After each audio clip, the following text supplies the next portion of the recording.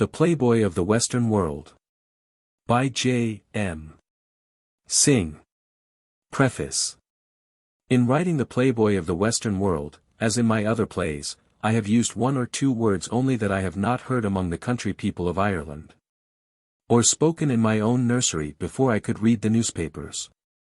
A certain number of the phrases I employ I have heard also from herds and fishermen along the coast from Kerry to Mayo, or from beggar women and ballad singers nearer Dublin.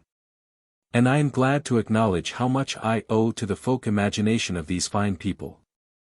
Anyone who has lived in real intimacy with the Irish peasantry will know that the wildest sayings and ideas in this play are tame indeed, compared with the fancies one may hear in any little hillside cabin in G. Sala, or Carraro, or Dingle Bay. All art is a collaboration, and there is little doubt that in the happy ages of literature, striking and beautiful phrases were as ready to the storyteller's or the playwright's hand, as the rich cloaks and dresses of his time.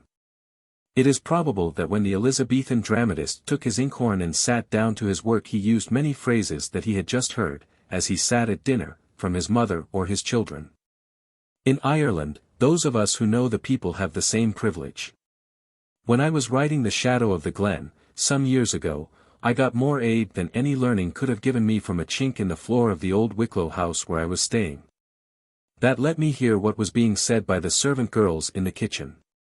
This matter, I think, is of importance, for in countries where the imagination of the people, and the language they use, is rich and living, it is possible for a writer to be rich and copious in his words, and at the same time to give the reality, which is the root of all poetry, in a comprehensive and natural form.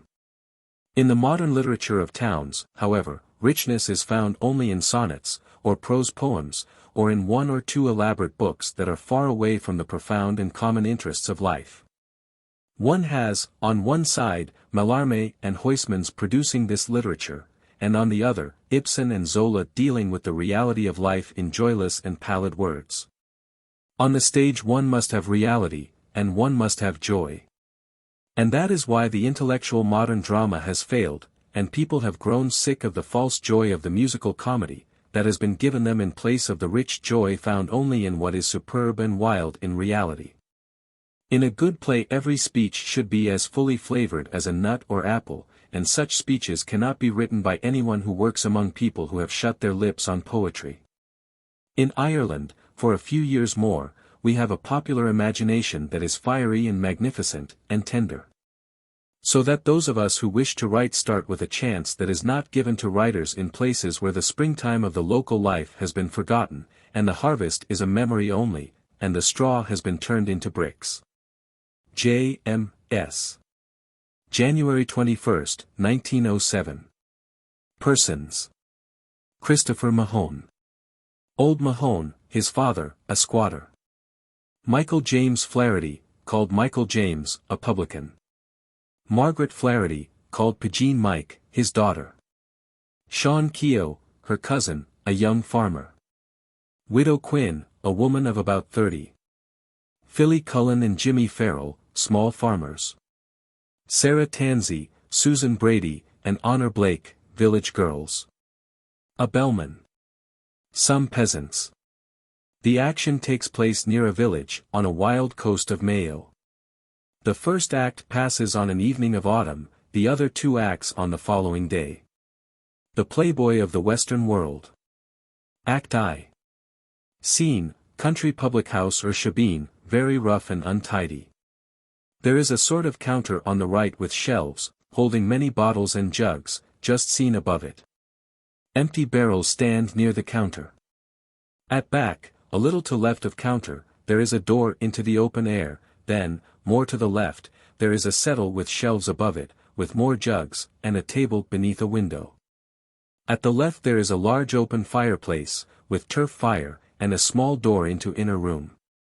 Pegeen, a wild-looking but fine girl, of about 20, is writing at table.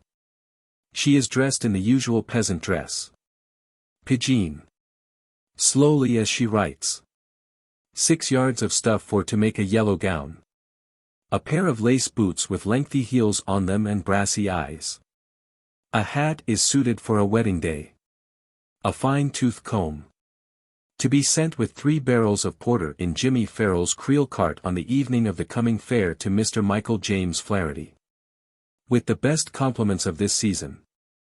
Margaret Flaherty. Sean Keogh.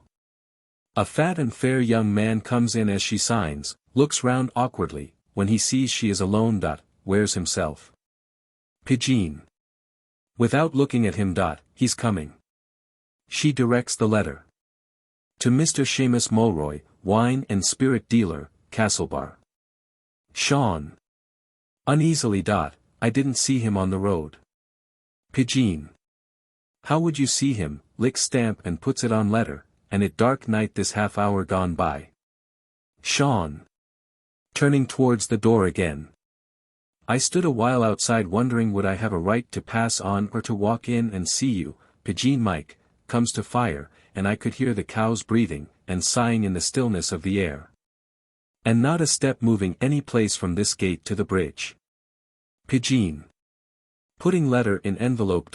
It's above at the crossroads he is, meeting Philly Cullen, and a couple more are going along with him to Kate Cassidy's wake. Sean. Looking at her blankly. And he's going that length in the dark night? Pegeen. Impatiently. He is surely, and leaving me lonesome on the scruff of the hill. She gets up and puts envelope on dresser, then winds the clock.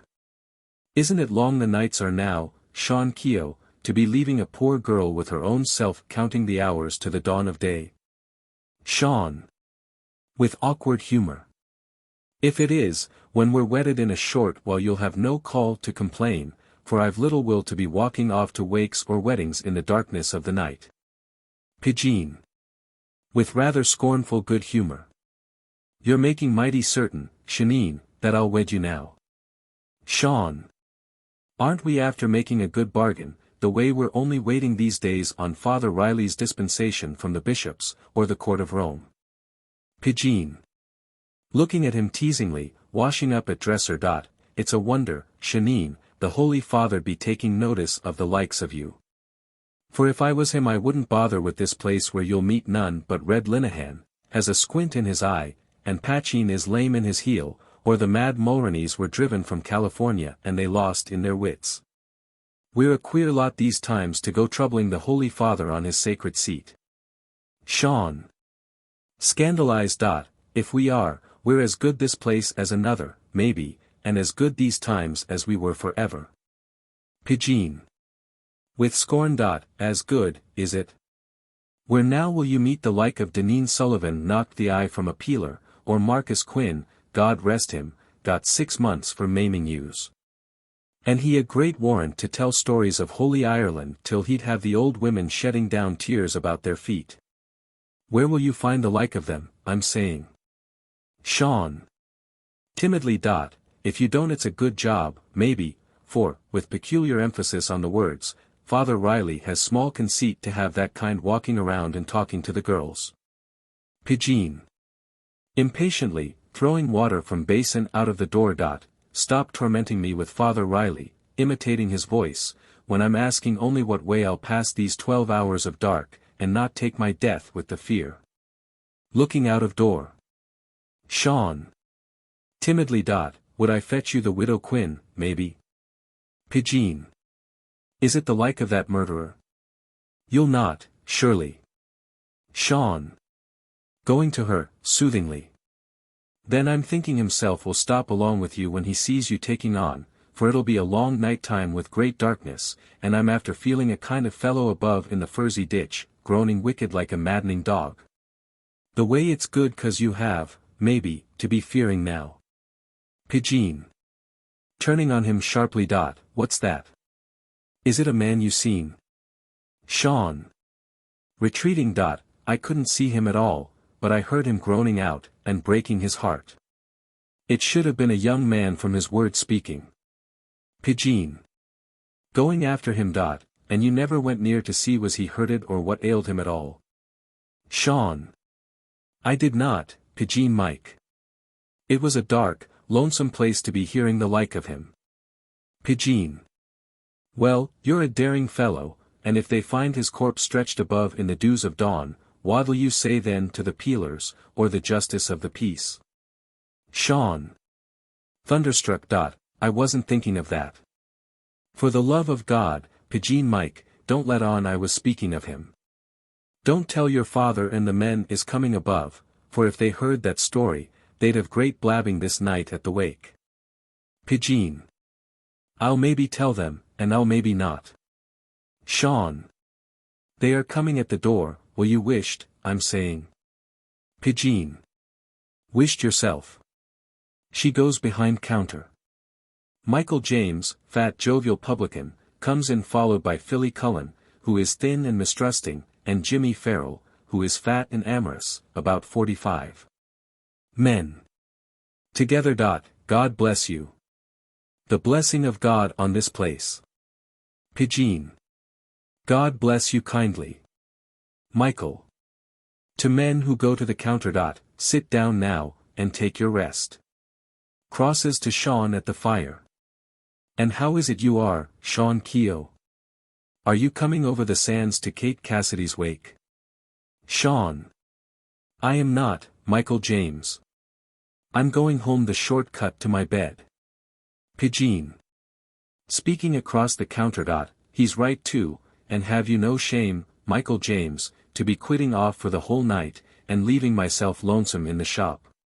Michael. Good-humoredly.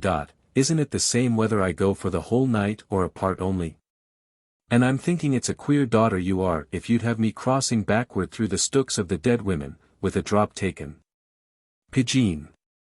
If I am a queer daughter, it's a queer father'd be leaving me lonesome these 12 hours of dark, and I piling the turf with the dogs barking, and the calves mooing, and my own teeth rattling with the fear. Jimmy. Flatteringly. What is there to hurt you, and you a fine, hardy girl would knock the head of any two men in the place. Pegeen. Working herself up.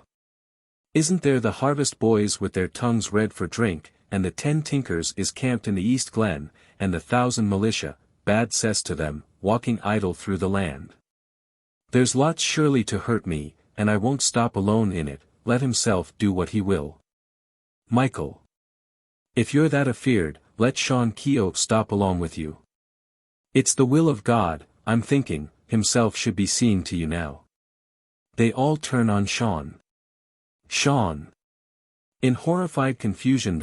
I would and welcome, Michael James, but I'm afeard of Father Riley, and what at all would the Holy Father and the Cardinals of Rome be saying if they heard I did the like of that? Michael. With contempt. God help you. Can't you sit in by the hearth with the light lit and herself beyond in the room? You'll do that surely, for I've heard tell there's a queer fellow above, going mad or getting his death, maybe, in the gripe of the ditch, so she'd be safer this night with a person here. Sean. With plaintive despair. I'm afeard of Father Riley, I'm saying. Let you not be tempting me, and we near married itself. Philly. With cold contempt. Lock him in the west room. He'll stay then and have no sin to be telling to the priest. Michael. To Sean, getting between him and the door. Go up now. Sean. At the top of his voice. Don't stop me, Michael James. Let me out of the door, I'm saying, for the love of the Almighty God. Let me out, trying to dodge past him. Let me out of it, and may God grant you his indulgence in the hour of need. Michael. Loudly. Stop your noising, and sit down by the hearth. Gives him a push and goes to counter laughing. Sean. Turning back, wringing his hands. Oh, Father Riley and the saints of God, where will I hide myself today? Oh, Saint Joseph and Saint Patrick and Saint Bridget, and Saint James, have mercy on me now. Sean turns round, sees door clear, and makes a rush for it. Michael. Catching him by the coat-tail. You be going, is it? Sean. Screaming. Leave me go, Michael James, leave me go, you old pagan, leave me go, or I'll get the curse of the priests on you, and of the scarlet-coated bishops of the courts of Rome. With a sudden movement he pulls himself out of his coat, and disappears out of the door, leaving his coat in Michael's hands. Michael. Turning round, and holding up coat. Well, there's the coat of a Christian man. Oh, there's sainted glory this day in the lonesome west, and by the will of God I've got you a decent man, Pegeen, you'll have no call to be spying after if you've a score of young girls, maybe, weeding in your fields. Pegeen. Taking up the defense of her property. What right have you to be making game of a poor fellow for minding the priest, when it's your own the fault is, not paying a penny potboy to stand along with me and give me courage in the doing of my work. She snaps the coat away from him, and goes behind counter with it. Michael. Taken aback. Where would I get a potboy? Would you have me send the bellman screaming in the streets of Castlebar? Sean. Opening the door a chink and putting in his head, in a small voice. Michael James. Michael. Imitating him. What ails you? Sean. The queer dying fellow's beyond looking over the ditch. He's come up, I'm thinking, stealing your hens. Looks over his shoulder. God help me, he's following me now. He runs into room, and if he's heard what I said, he'll be having my life, and I going home lonesome in the darkness of the night. For a perceptible moment they watch the door with curiosity. Someone coughs outside. Then Christy Mahon, a slight young man, comes in very tired and frightened and dirty. Christy. In a small voice. God save all here. Men. God save you kindly. Christy. Going to the counter. I trouble you for a glass of porter, woman of the house. He puts down coin. Pegeen. Serving him. You're one of the tinkers, young fellow, is beyond camped in the glen. Christy. I am not. But I'm destroyed walking. Michael. Patronizingly. Let you come up then to the fire. You're looking famished with the cold. Christy. God reward you. He takes up his glass and goes a little way across to the left, then stops and looks about him. Is it often the police do be coming into this place, master of the house? Michael. If you'd come in better hours, you'd have seen licensed for the sale of beer and spirits, to be consumed on the premises, written in white letters above the door, and what would the police want spying on me? And not a decent house within 4 miles, the way every living Christian is a bona fide, saving one widow alone. Christy. With relief. It's a safe house, so. He goes over to the fire, sighing and moaning. Then he sits down, putting his glass beside him and begins gnawing a turnip, too miserable to feel the others staring at him with curiosity. Michael. Going after him. Is it yourself fearing the police? You're wanting, maybe. Christy. There's many wanting. Michael. Many surely, with the broken harvest and the ended wars. He picks up some stockings, etc. that are near the fire, and carries them away furtively. It should be larceny, I'm thinking.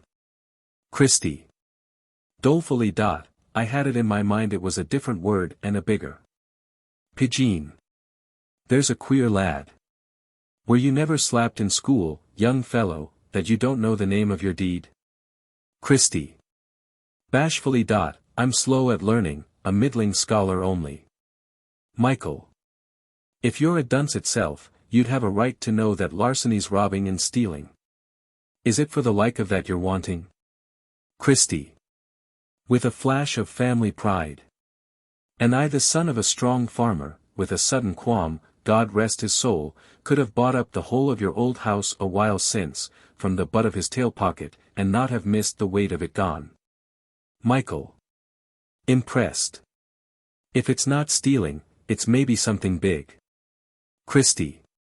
Flattered. Aye, it's maybe something big. Jimmy. He's a wicked-looking young fellow. Maybe he followed after a young woman on a lonesome night. Christy. Shocked. Oh, the saints forbid, mister, I was all times a decent lad. Philly. Turning on Jimmy. You're a silly man, Jimmy Farrell. He said his father was a farmer a while since, and there's himself now in a poor state. Maybe the land was grabbed from him, and he did what any decent man would do. Michael. To Christy, mysteriously. Was it bailiffs? Christy. The divil a one. Michael. Agents? Christy. The divil a one. Michael. Landlords? Christy. Peevishly. Ah, not at all, I'm saying. You'd see the like of them stories on any little paper of a Munster town. But I'm not calling to mind any person, gentle, simple, judge or jury, did the like of me. They all draw nearer with delighted curiosity. Philly.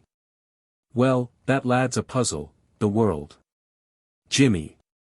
He'd beat Dan Davies' circus, or the holy missioners making sermons on the villainy of man. Try him again, Philly. Philly. Did you strike golden guineas out of solder, young fellow, or shilling coins itself? Christy. I did not, mister, not sixpence nor a farthing coin. Jimmy.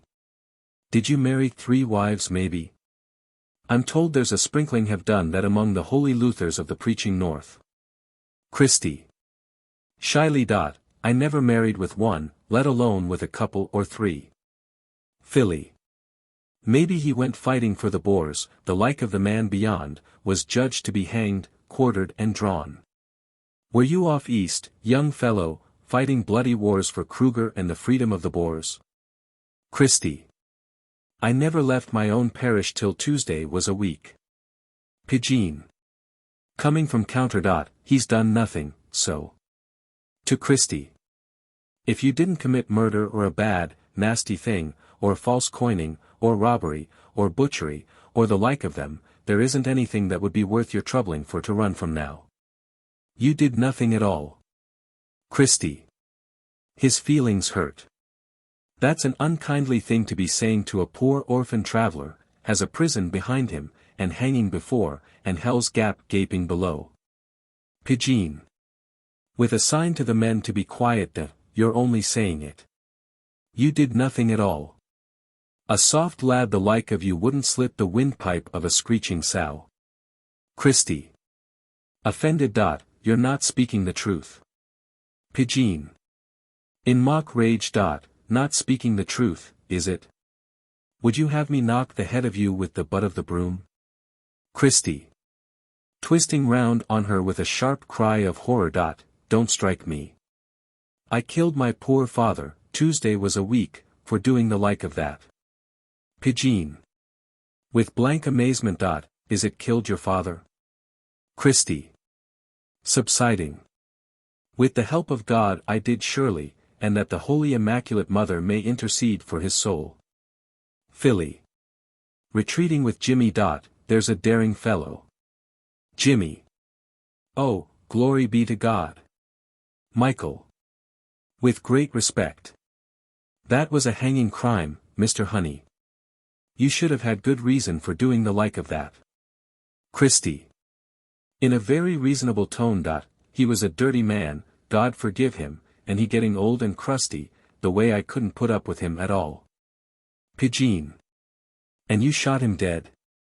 Christy. Shaking his head. I never used weapons. I've no license, and I'm a law-fearing man. Michael. It was with a hilted knife maybe? I'm told, in the big world it's bloody knives they use. Christy. Loudly, scandalized. Do you take me for a slaughter boy? Pegeen. You never hanged him, the way Jimmy Farrell hanged his dog from the license, and had it screeching and wriggling 3 hours at the butt of a string, and himself swearing it was a dead dog, and the peelers swearing it had life. Christy. I did not then. I just rizzed the loy and let fall the edge of it on the ridge of his skull, and he went down at my feet like an empty sack, and never let a grunt or groan from him at all. Michael. Making a sign to Pegeen to fill Christy's glass. And what way weren't you hanged, mister? Did you bury him then? Christy. Considering. I buried him then. Wasn't I digging spuds in the field? Michael. And the peelers never followed after you the 11 days that you're out? Christy. Shaking his head. Never a one of them, and I walking forward facing hog, dog, or divil on the highway of the road. Filly. Nodding wisely. It's only with a common weekday kind of a murderer them lads would be trusting their carcass, and that man should be a great terror when his temper's roused. Michael. He should then. To Christy. And where was it, Mr. Honey, that you did the deed? Christy. Looking at him with suspicion that, oh, a distant place, master of the house, a windy corner of high, distant hills. Filly. Nodding with approval. He's a close man, and he's right, surely. Pegeen. That'd be a lad with the sense of Solomon to have for a potboy, Michael James, if it's the truth you're seeking one at all. Filly. The peelers is fearing him, and if you'd that lad in the house there isn't one of them would come smelling around if the dogs itself were lapping poteen from the dung pit of the yard. Jimmy. Bravery's a treasure in a lonesome place, and a lad would kill his father, I'm thinking, would face a foxy divil with a pitch pike on the flags of hell. Pegeen. It's the truth they're saying, and if I'd that lad in the house, I wouldn't be fearing the loosed karki cutthroats or the walking dead. Christy. Swelling with surprise and triumph. Well, glory be to God. Michael. With deference. Would you think well to stop here and be potboy, Mr. Honey, if we gave you good wages, and didn't destroy you with the weight of work? Sean. Coming forward uneasily. That'd be a queer kind to bring into a decent quiet household with the like of Pegeen Mike. Pegeen. Very sharply. Will you wished? Who's speaking to you? Sean. Retreating. A bloody-handed murderer the like of. Pegeen. Snapping at him. Wished I am saying, we'll take no fooling from your like at all. To Christy with a honeyed voice. And you, young fellow, you'd have a right to stop, I'm thinking, for we do our all and utmost to content your needs. Christy. Overcome with wonder. And I'd be safe in this place from the searching law. Michael. You would, surely. If they're not fearing you, itself, the peelers in this place is decent drowsy poor fellows, wouldn't touch a cur dog and not give warning in the dead of night. Pegeen. Very kindly and persuasively. Let you stop a short while anyhow. Aren't you destroyed walking with your feet in bleeding blisters, and your whole skin needing washing like a Wicklow sheep? Christy. Looking round with satisfaction. It's a nice room, and if it's not humbugging me you are, I'm thinking that I'll surely stay. Jimmy. Jumps up. Now, by the grace of God, herself will be safe this night, with a man killed his father holding danger from the door, and let you come on, Michael James, or they'll have the best stuff drunk at the wake. Michael. Going to the door with men. And begging your pardon, mister, what name will we call you, for we'd like to know. Christy. Christopher Mahon. Michael. Well, God bless you, Christy, and a good rest till we meet again when the sun will be rising to the noon of day. Christy. God bless you all. Men. God bless you. They go out except Sean, who lingers at door. Sean. To Pegeen. Are you wanting me to stop along with you and keep you from harm? Pegeen. Gruffly. Didn't you say you were fearing Father Riley? Sean. There'd be no harm staying now, I'm thinking, and himself in it too. Pegeen. You wouldn't stay when there was need for you, and let you step off nimble this time when there's none. Sean. Didn't I say it was Father Riley? Pegeen. Go on, then, to Father Riley, in a jeering tone, and let him put you in the holy brotherhoods, and leave that lad to me. Sean. If I meet the widow Quinn. Pegeen. Go on, I'm saying, and don't be waking this place with your noise. She hustles him out and bolts the door. That lad would wear the spirits from the saints of peace. Bustles about, then takes off her apron and pins it up in the window as a blind. Christy watching her timidly. Then she comes to him and speaks with bland good humor. Let you stretch out now by the fire, young fellow. You should be destroyed traveling. Christy. Shyly again, drawing off his boots. I'm tired, surely, walking wild 11 days, and waking fearful in the night. He holds up one of his feet, feeling his blisters, and looking at them with compassion. Pegeen. Standing beside him, watching him with delight. You should have had great people in your family, I'm thinking, with the little, small feet you have, and you with a kind of a quality name, the like of what you'd find on the great powers and potentates of France and Spain. Christy. With pride. We were great surely, with wide and windy acres of rich Munster land. Pegeen. Wasn't I telling you, and you a fine, handsome young fellow with a noble brow? Christy. With a flash of delighted surprise. Is it me? Pegeen. Aye. Did you never hear that from the young girls where you come from in the west or south? Christy. With venom. I did not then. Oh, they're bloody liars in the naked parish where I grew a man. Pegeen. If they are itself, you've heard it these days, I'm thinking, and you walking the world telling out your story to young girls or old. Christy. I've told my story no place till this night, Pegeen Mike, and it's foolish I was here, maybe, to be talking free, but you're decent people, I'm thinking, and yourself a kindly woman, the way I wasn't fearing you at all. Pegeen. Filling a sack with straw. You've said the like of that, maybe, in every cot and cabin where you've met a young girl on your way. Christy. Going over to her, gradually raising his voice. I've said it nowhere till this night, I'm telling you, for I've seen none the like of you the 11 long days I am walking the world, looking over a low ditch or a high ditch on my north or my south, into stony scattered fields, or scribes of bog. Where you'd see young, limber girls, and fine prancing women making laughter with the men. Pegeen. If you weren't destroyed traveling, you'd have as much talk and streeling, I'm thinking, as Owen Roe O'Sullivan or the poets of the Dingle Bay, and I've heard all times it's the poets are your like. Fine fiery fellows with great rages when their temper's roused. Christy. Drawing a little nearer to her. You've a power of rings, God bless you, and would there be any offense if I was asking are you single now? Pegeen. What would I want wedding so young? Christy. With relief. We're alike, so. Pegeen. She puts sack on settle and beats it up. I never killed my father. I'd be afeard to do that, except I was the like of yourself with blind rages tearing me within, for I'm thinking you should have had great tussling when the end was come. Christy. Expanding with delight at the first confidential talk he has ever had with a woman. We had not then. It was a hard woman was come over the hill, and if he was always a crusty kind when he'd a hard woman setting him on, not the divil himself or his forefathers could put up with him at all. Pegeen. With curiosity. And isn't it a great wonder that one wasn't fearing you? Christy. Very confidentially.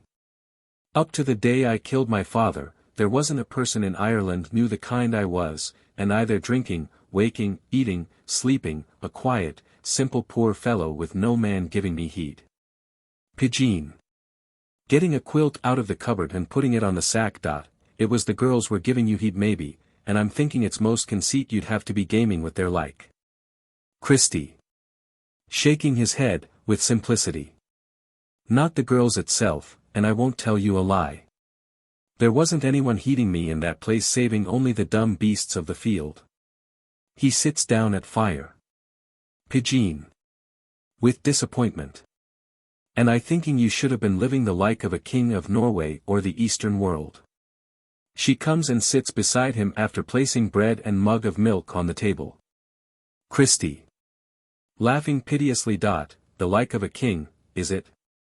And I after toiling, moiling, digging, dodging from the dawn till dusk with never a sight of joy or sport saving only when I'd be abroad in the dark night poaching rabbits on hills, for I was a divil to poach, God forgive me.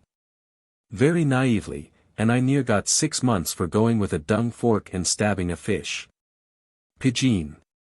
And it's that you'd call sport, is it, to be abroad in the darkness with yourself alone? Christy. I did, God help me, and there I'd be as happy as the sunshine of a St. Martin's Day, watching the light passing the north or the patches of fog, till I'd hear a rabbit starting to screech and I'd go running in the furze.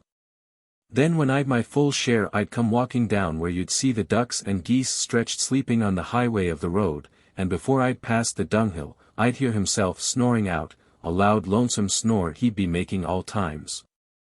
The while he was sleeping, and he a man be raging all times, the while he was waking, like a gaudy officer you'd hear cursing and damning and swearing oaths. Pegeen. Providence and mercy, spare us all. Christy. It's that you'd say surely if you seen him and he after drinking for weeks, rising up in the red dawn, or before it maybe, and going out into the yard as naked as an ash tree in the moon of May. And shying clods against the visage of the stars till he'd put the fear of death into the bams and the screeching sows. Pegeen. I'd be well nigh afeard of that lad myself, I'm thinking. And there was no one in it but the two of you alone. Christy.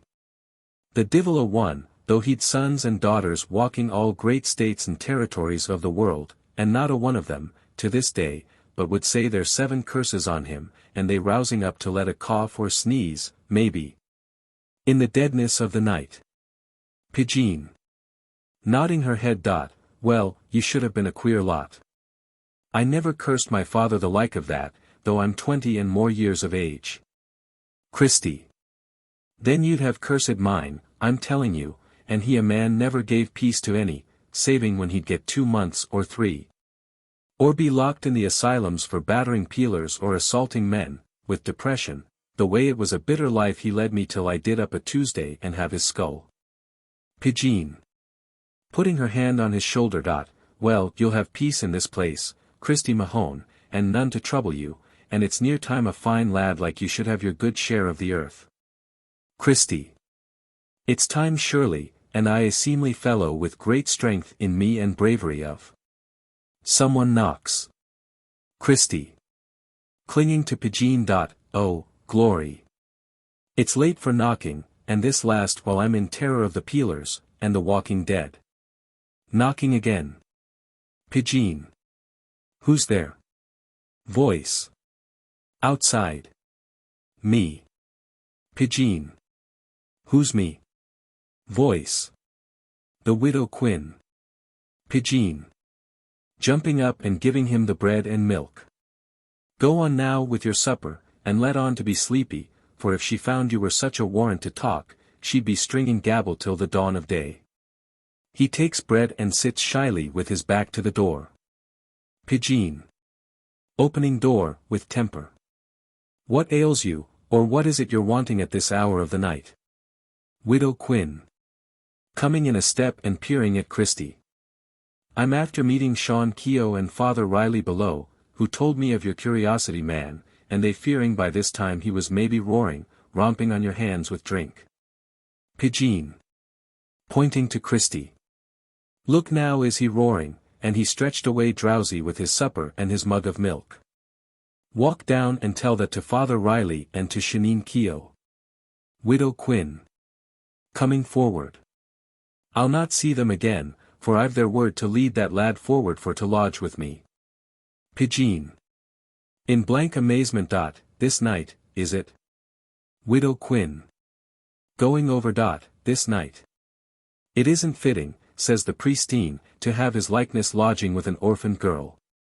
To Christy. God save you, Mr. Christy. Shyly. God save you kindly. Widow Quinn. Looking at him with half-amazed curiosity. Well, aren't you a little smiling fellow? It should have been great and bitter torments did rouse your spirits to a deed of blood. Christy. Doubtfully. It should, maybe. Widow Quinn. It's more than maybe, I'm saying, and it'd soften my heart to see you sitting so simple with your cup and cake, and you fitter to be saying your catechism than slaying your da. Pegeen. At counter, washing glasses. There's talking when any'd see he's fit to be holding his head high with the wonders of the world.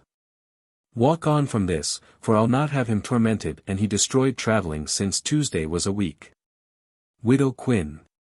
Peaceably. We'll be walking surely when his supper's done, and you'll find we're great company, young fellow, when it's of the like of you and me you'd hear the penny poets singing in an August fair. Christy. Innocently. Did you kill your father? Pegeen. Contemptuously. She did not.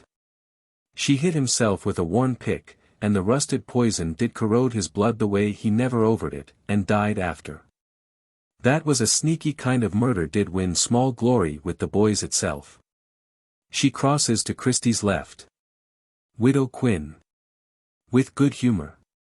If it didn't, maybe all knows a widow woman has buried her children and destroyed her man is a wiser comrade for a young lad than a girl, the like of you, who'd go helter-skeltering after any man would let you a wink upon the road.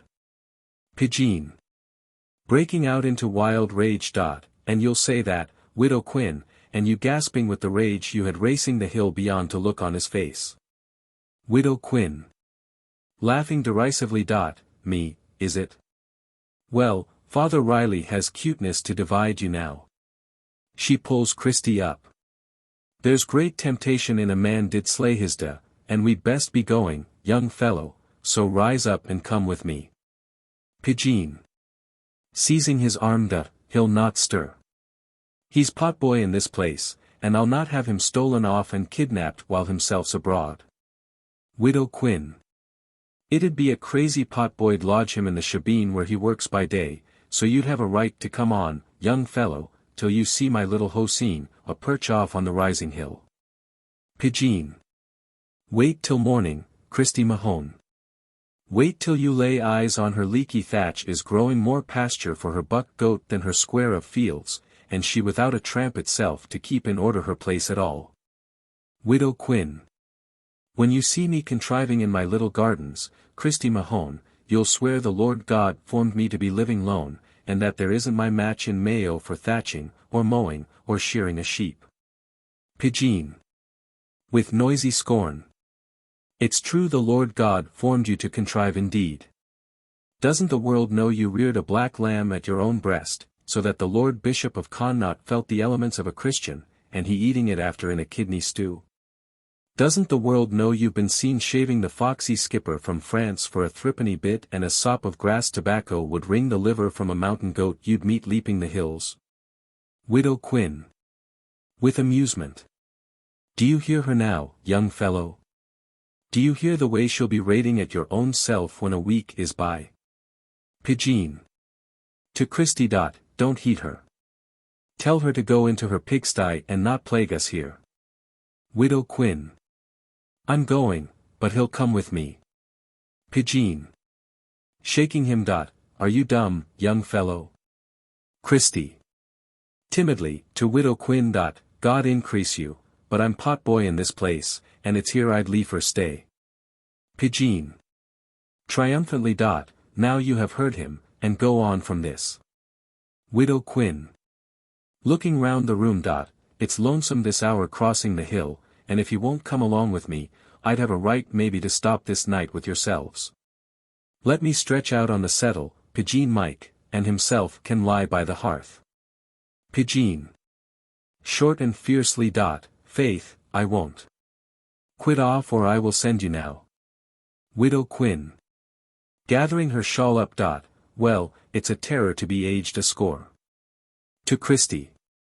God bless you now, young fellow, and let you be wary, or there's right torment will await you here if you go romancing with her like, and she waiting only, as they bade me say, on a sheepskin parchment to be wed with Sean Keogh of Killikeen. Christy. Going to Pegeen as she bolts the door.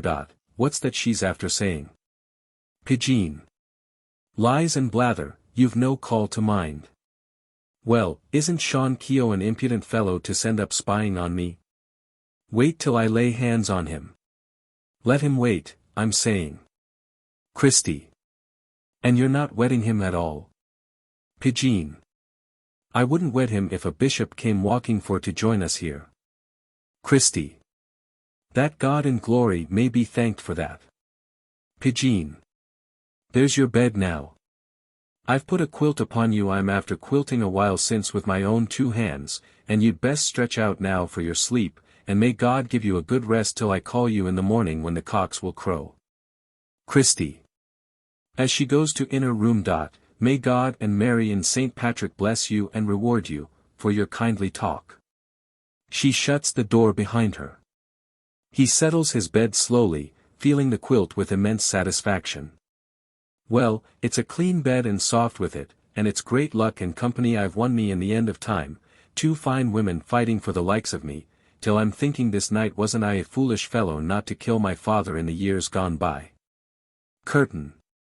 Act 2. Scene as before. Brilliant morning light. Christy, looking bright and cheerful, is cleaning a girl's boots. Christy. To himself, counting jugs on dresser. 100 beyond. 10 there. A score that's above. 80 jugs. 6 cups and a broken one. 2 plates. A power of glasses. Bottles, a schoolmaster'd be hard set to count, and enough in them, I'm thinking, to drunken all the wealth and wisdom of the County Clare.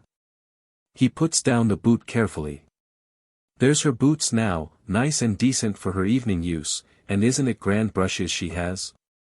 He puts them down and goes by degrees to the looking-glass. Well, this be a fine place to be my whole life talking out with swearing Christians, in place of my old dogs and cat, and I stalking around, smoking my pipe and drinking my fill, and never a day's work but drawing a cork an odd time. Or wiping a glass, or rinsing out a shiny tumbler for a decent man.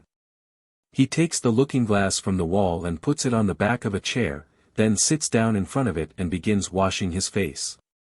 Didn't I know rightly I was handsome, though it was the divil's own mirror we had beyond, would twist a squint across an angel's brow.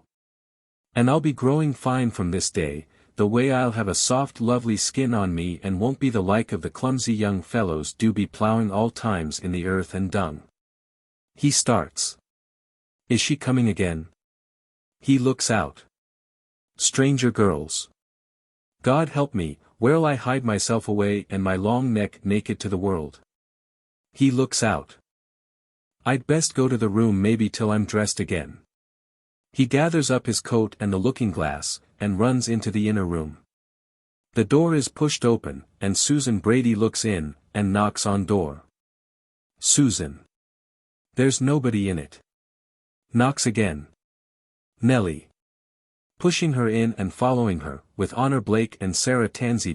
It'd be early for them both to be out walking the hill. Susan.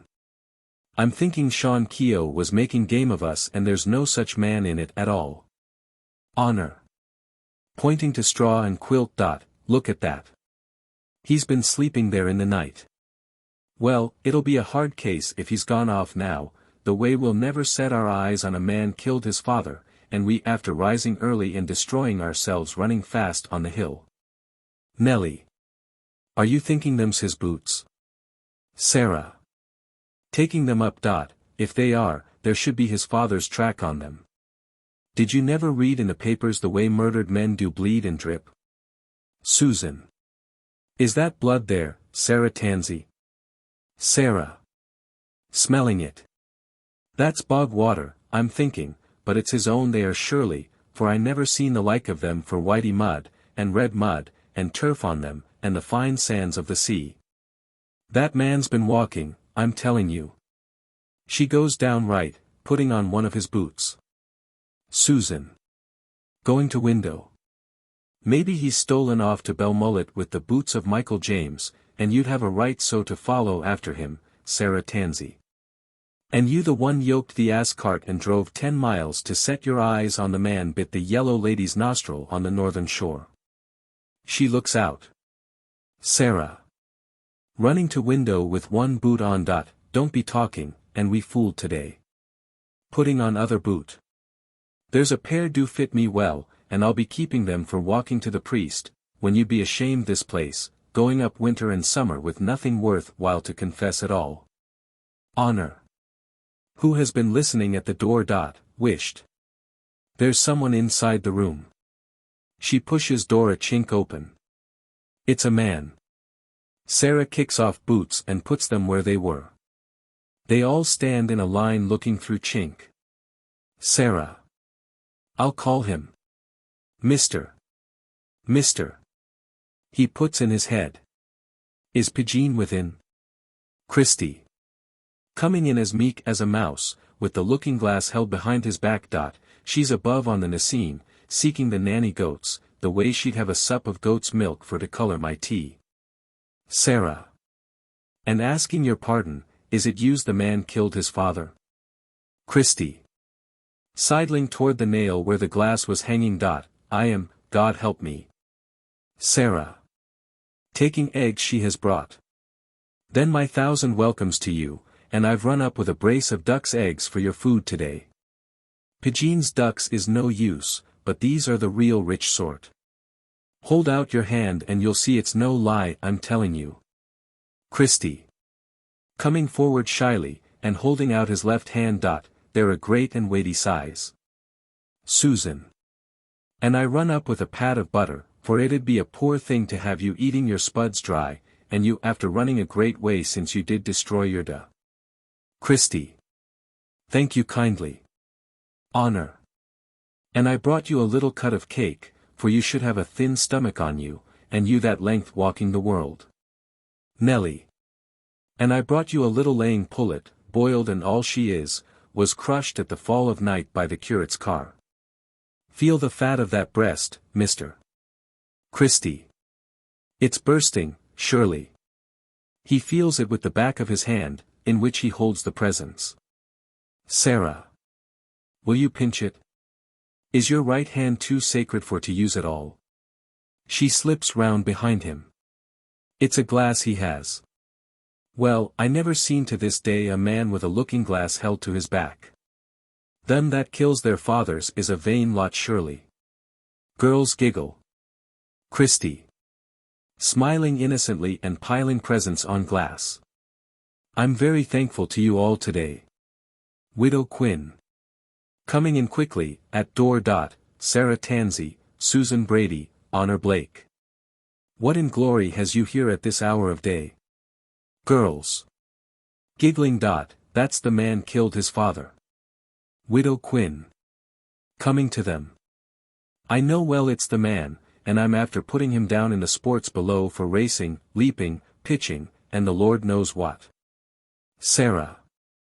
Exuberantly. That's right, Widow Quinn. I'll bet my dowry that he'll lick the world. Widow Quinn. If you will, you'd have a right to have him fresh and nourished in place of nursing a feast. Taking presents. Are you fasting or fed, young fellow? Christy. Fasting, if you please. Widow Quinn. Loudly. Well, you're the lot. Stir up now and give him his breakfast. To Christy. Come here to me. She puts him on bench beside her while the girls make tea and get his breakfast, and let you tell us your story before Pegeen will come, in place of grinning your ears off like the moon of May. Christy. Beginning to be pleased. It's a long story, you'd be destroyed listening. Widow Quinn. Don't be letting on to be shy, a fine, gamey, treacherous lad the like of you. Was it in your house beyond you cracked his skull? Christy. Shy but flattered. It was not. We were digging spuds in his cold, sloping, stony, devil's patch of a field. Widow Quinn. And you went asking money of him, or making talk of getting a wife would drive him from his farm. Christy. I did not, then. But there I was, digging, and, you squinting idiot, says he, let you walk down now and tell the priest you'll wed the widow Casey in a score of days. Widow Quinn. And what kind was she? Christy. With horror. A walking terror from beyond the hills, and she 25 years, and 200 weights and 5 pounds in the weighing scales, with a limping leg on her, and a blinded eye, and she a woman of noted misbehavior with the old and young. Girls. Clustering round him, serving him. Glory be. Widow Quinn. And what did he want driving you to wed with her? She takes a bit of the chicken. Christy. Eating with growing satisfaction.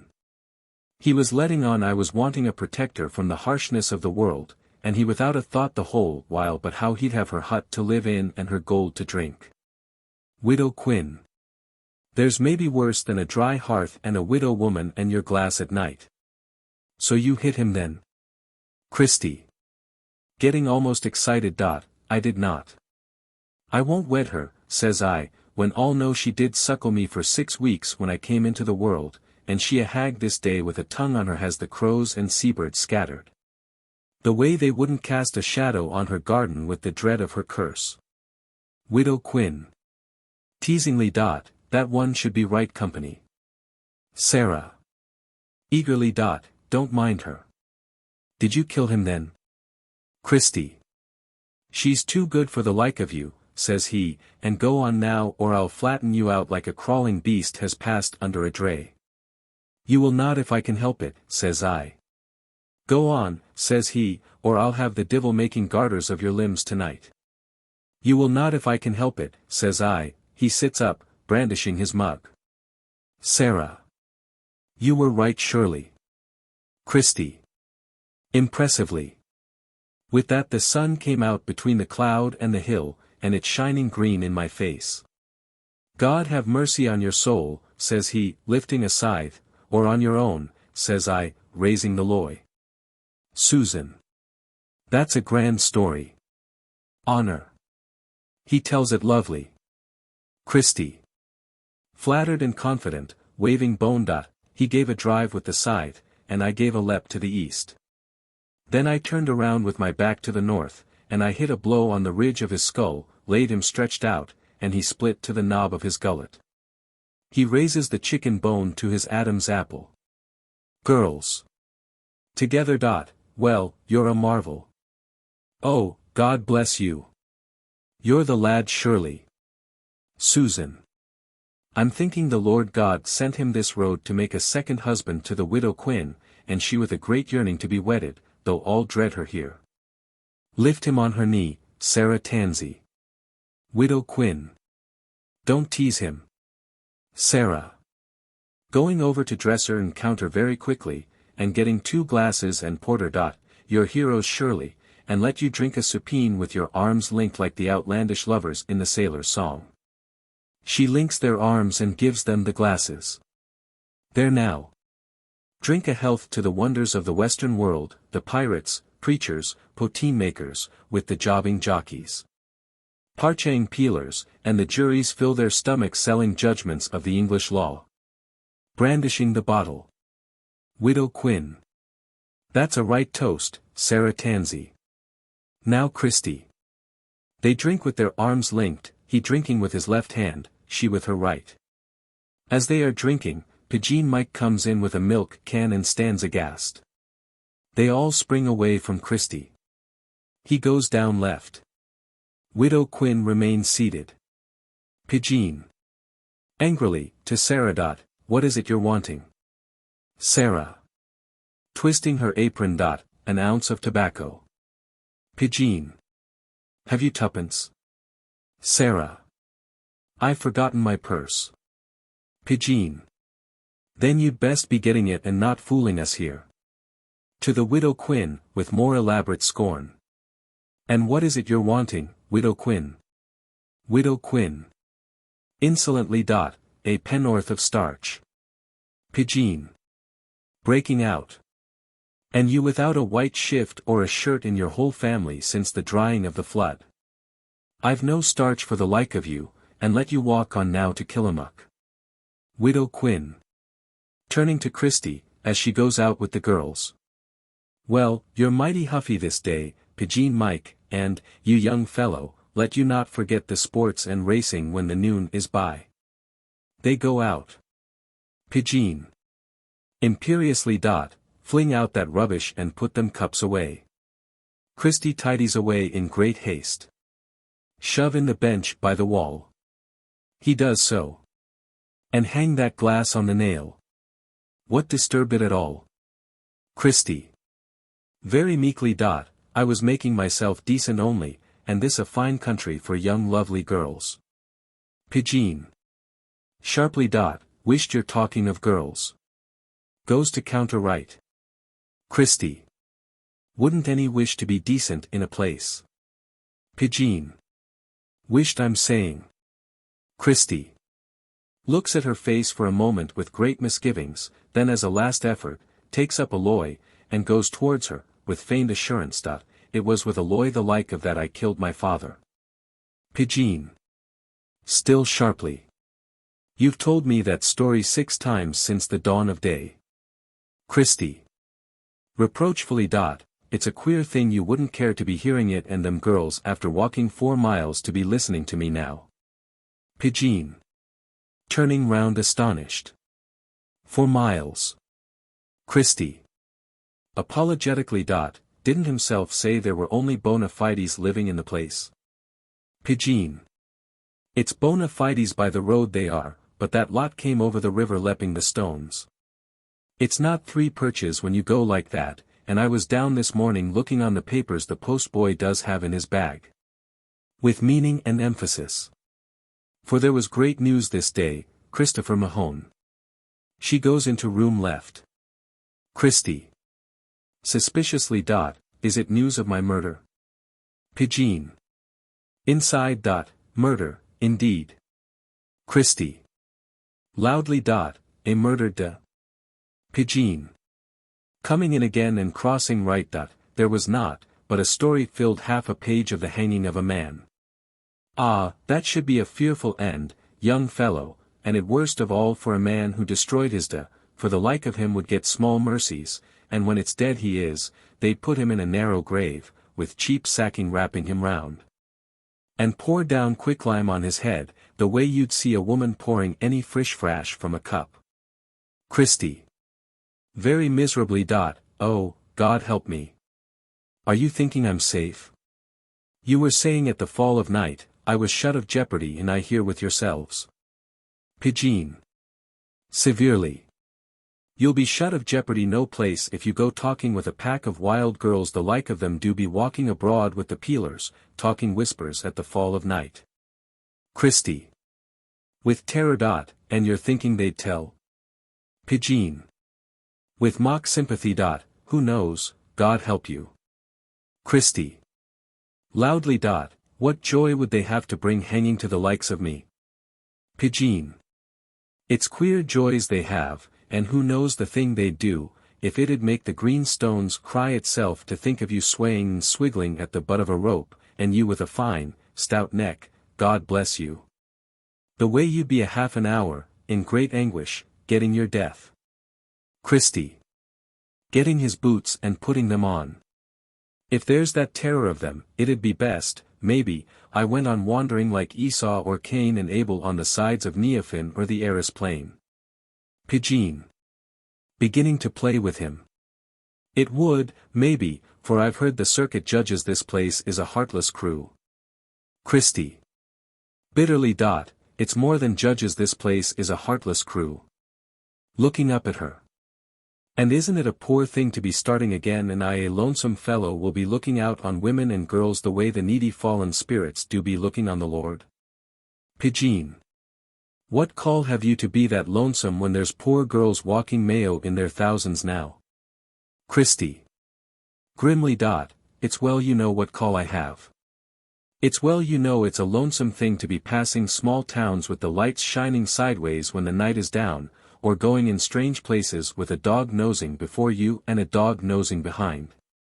Or drawn to the cities where you'd hear a voice kissing and talking deep love in every shadow of the ditch, and you passing on with an empty, hungry stomach failing from your heart. Pegeen. I'm thinking you're an odd man, Christy Mahon. The oddest walking fellow I ever set my eyes on to this hour today. Christy. What would any be but odd men and they living lonesome in the world? Pegeen. I'm not odd, and I'm my whole life with my father only. Christy. With infinite admiration. How would a lovely handsome woman the like of you be lonesome when all men should be thronging around to hear the sweetness of your voice, and the little infant children should be pestering your steps I'm thinking, and you walking the roads? Pegeen. I'm hard set to know what way a coaxing fellow the like of yourself should be lonesome either. Christy. Coaxing. Pegeen.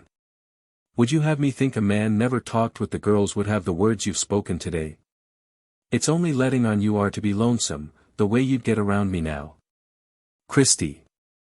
I wish to God I was letting on, but I was lonesome all times, and born lonesome, I'm thinking, as the moon of dawn. Going to door. Pegeen. Puzzled by his talk. Well, it's a story I'm not understanding at all why you'd be worse than another, Christy Mahon, and you a fine lad with the great savagery to destroy your Christy. It's little I'm understanding myself, saving only that my heart scalded this day, and I going off stretching out the earth between us. The way I'll not be waking near you another dawn of the year till the two of us do arise to hope or judgment with the saints of God, and now I'd best be going with my wattle in my hand, for hanging is a poor thing, turning to go. And it's little welcome only is left me in this house today. Pegeen. Sharply. Christy. He turns round. Come here to me. He goes towards her. Lay down that switch and throw some sods on the fire. You're potboy in this place, and I'll not have you mitch off from us now. Christy. You were saying I'd be hanged if I stay. Pegeen. Quite kindly at last. I'm after going down and reading the fearful crimes of Ireland for 2 weeks or 3, and there wasn't a word of your murder. Getting up and going over to the counter. They've likely not found the body. You're safe so with ourselves. Christy. Astonished, slowly. It's making game of me you were, following her with fearful joy, and I can stay so, working at your side, and I not lonesome from this mortal day. Pegeen. What's to hinder you from staying, except the widow woman or the young girls would inveigle you off? Christy. With rapture. And I'll have your words from this day filling my ears, and that look is come upon you meeting my 2 eyes, and I watching you loafing around in the warm sun, or rinsing your ankles when the night is come. Pegeen. Kindly, but a little embarrassed. I'm thinking you'll be a loyal young lad to have working around, and if you vexed me a while since with your leaguing with the girls, I wouldn't give a thraneen for a lad hadn't a mighty spirit in him and a gamey heart. Sean Keogh runs in carrying a cleave on his back, followed by the widow Quinn. Sean. To Pegeen. I was passing below, and I seen your mountainy sheep eating cabbages in Jimmy's field. Run up or they'll be bursting surely. Pegeen. Oh, God mend them. She puts a shawl over her head and runs out. Christy. Looking from one to the other. Still in high spirits. I'd best go to her aid maybe. I'm handy with yous. Widow Quinn. Closing the door. She can do that much, and there is Shaneen has long speeches for to tell you now. She sits down with an amused smile. Sean. Taking something from his pocket and offering it to Christy. Do you see that, mister? Christy. Looking at it. The half of a ticket to the Western States. Sean. Trembling with anxiety. I'll give it to you and my new hat, pulling it out of hamper, and my breeches with the double seat, pulling it off. And my new coat is woven from the blackest shearings for 3 miles around, giving him the coat. I'll give you the whole of them, and my blessing, and the blessing of Father Riley itself, maybe, if you'll quit from this and leave us in the peace we had till last night at the fall of dark. Christy. With a new arrogance. And for what is it you're wanting to get shut of me? Sean. Looking to the widow for help. I'm a poor scholar with middling faculties to coin a lie, so I'll tell you the truth, Christy Mahon. I'm wedding with Pegeen beyond, and I don't think well of having a clever fearless man the like of you dwelling in her house. Christy. Almost pugnaciously. And you'd be using bribery for to banish me? Sean. In an imploring voice. Let you not take it badly, Mr. Honey, isn't beyond the best place for you where you'll have golden chains and shiny coats and you riding upon hunters with the ladies of the land. He makes an eager sign to the widow Quinn to come to help him. Widow Quinn. Coming over. It's true for him, and you'd best quit off and not have that poor girl setting her mind on you, for there's Shaneen thinks she wouldn't suit you though all is saying that she'll wed you now. Christy beams with delight. Sean. In terrified earnest. She wouldn't suit you, and she with the devil's own temper the way you'd be strangling one another in a score of days. He makes the movement of strangling with his hands. It's the like of me only that she's fit for, a quiet simple fellow wouldn't raise a hand upon her if she scratched itself. Widow Quinn.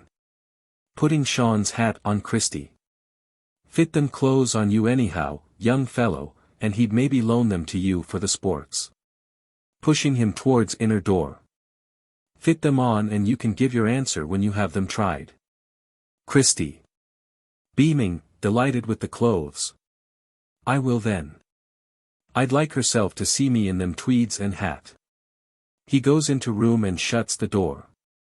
Sean. In great anxiety. He'd like herself to see them.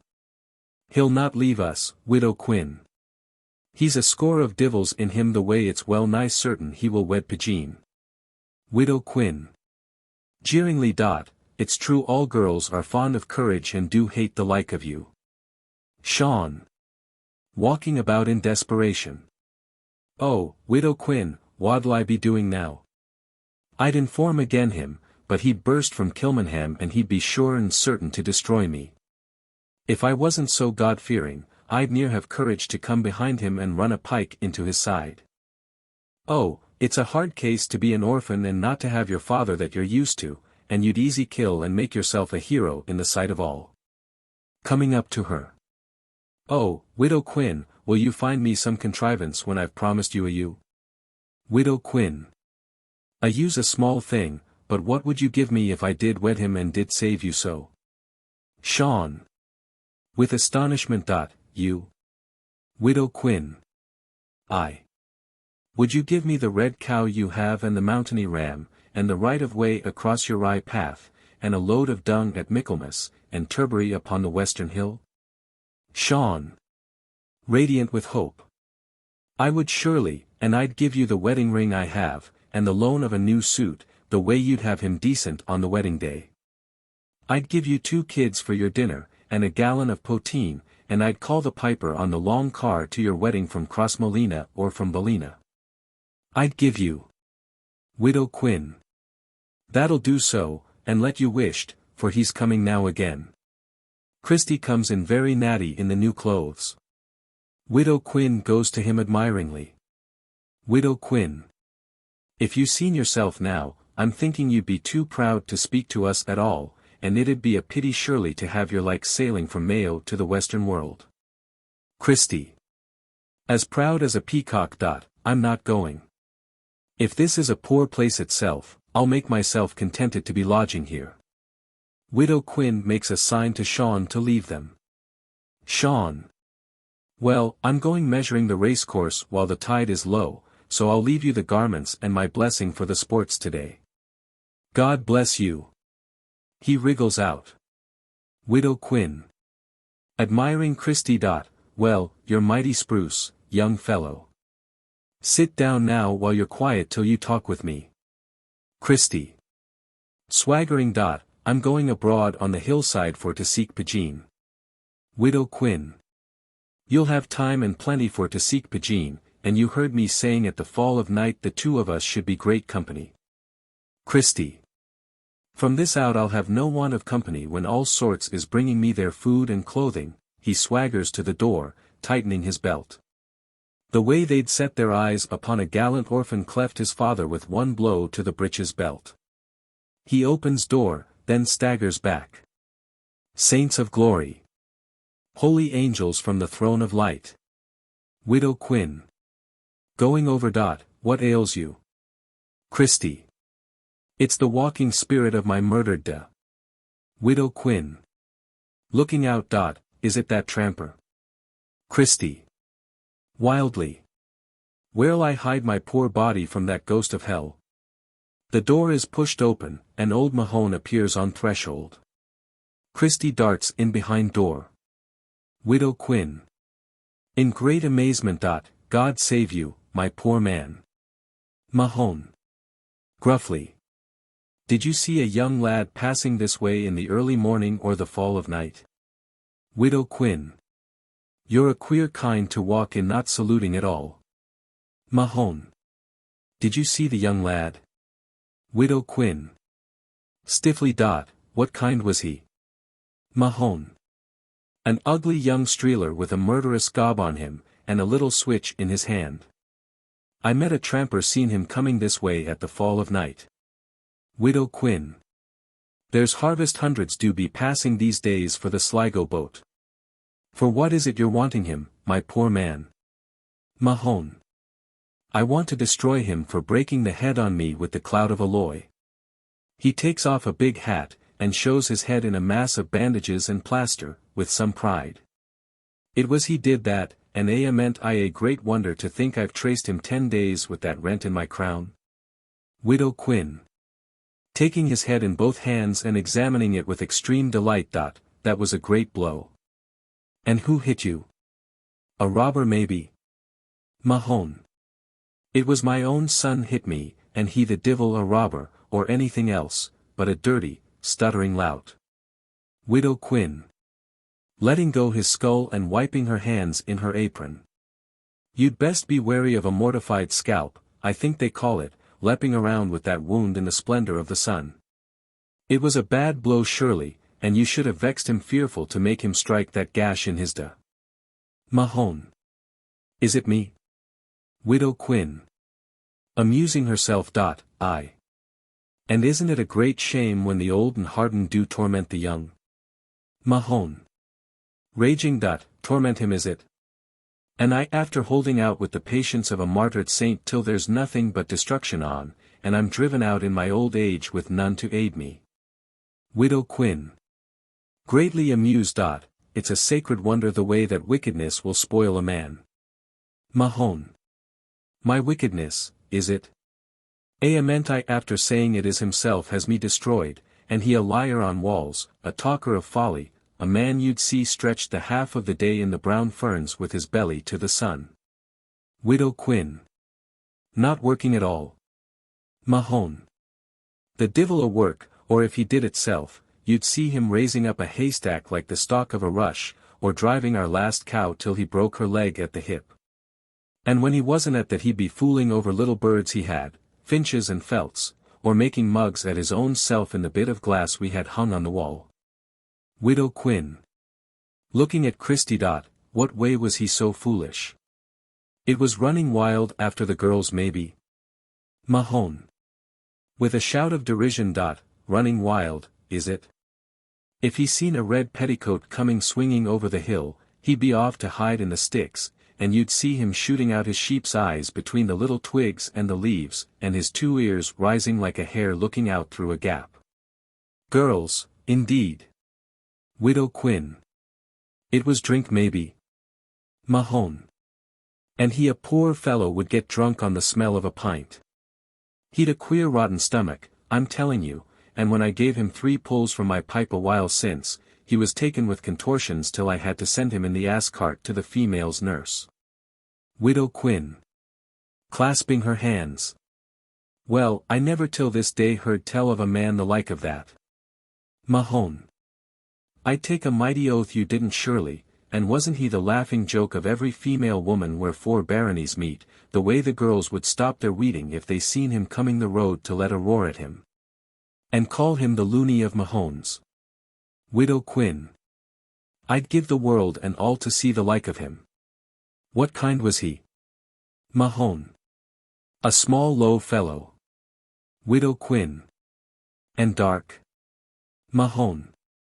Dark and dirty. Widow Quinn. Considering. I'm thinking I seen him. Mahon. Eagerly. An ugly young blackguard. Widow Quinn. A hideous, fearful villain, and the spit of you. Mahon. What way is he fled? Widow Quinn. Gone over the hills to catch a coasting steamer to the north or south. Mahon. Could I pull up on him now? Widow Quinn. If you'll cross the sands below where the tide is out, you'll be in it as soon as himself, for he had to go round 10 miles by the top of the bay. She points to the door. Strike down by the head beyond and then follow on the roadway to the north and east. Mahon goes abruptly. Widow Quinn. Shouting after him. Let you give him a good vengeance when you come up with him, but don't put yourself in the power of the law, for it'd be a poor thing to see a judge in his black cap reading out his sentence on a civil warrior the like of you. She swings the door to and looks at Christy, who is cowering in terror, for a moment, then she bursts into a laugh. Widow Quinn. Well, you're the walking playboy of the Western world, and that's the poor man you had divided to his breeches belt. Christy. Looking out, then, to her dot, what'll Pegeen say when she hears that story? What'll she be saying to me now? Widow Quinn. She'll knock the head of you, I'm thinking, and drive you from the door. God help her to be taking you for a wonder, and you a little schemer making up the story you destroyed your da. Christy. Turning to the door, nearly speechless with rage, half to himself. To be letting on he was dead, and coming back to his life, and following after me like an old weasel tracing a rat, and coming in here laying desolation between my own self and the fine women of Ireland. And he a kind of carcass that you'd fling upon the sea. Widow Quinn. More soberly dot, there's talking for a man's one only son. Christy. Breaking out dot, his one son, is it? May I meet him with one tooth and it aching, and one eye to be seeing 77 divils in the twists of the road, and one old timber leg on him to limp into the scalding grave. Looking out. There he is now crossing the strands, and that the Lord God would send a high wave to wash him from the world. Widow Quinn. Scandalized dot, have you no shame? Putting her hand on his shoulder and turning him round. What ails you? Near crying, is it? Christy. In despair and grief. Amenti after seeing the love light of the star of knowledge shining from her brow, and hearing words would put you thinking on the holy Bridget speaking to the infant saints, and now she'll be turning again, and speaking hard words to me. Like an old woman with a spavindy ass she'd have, urging on a hill. Widow Quinn. There's poetry talk for a girl you'd see itching and scratching, and she with a stale stink of poteen on her from selling in the shop. Christy. Impatiently. It's her like is fitted to be handling merchandise in the heavens above, and what'll I be doing now, I ask you, and I kind of wonder was jilted by the heavens when a day was by. There is a distant noise of girls' voices. Widow Quinn looks from window and comes to him, hurriedly. Widow Quinn.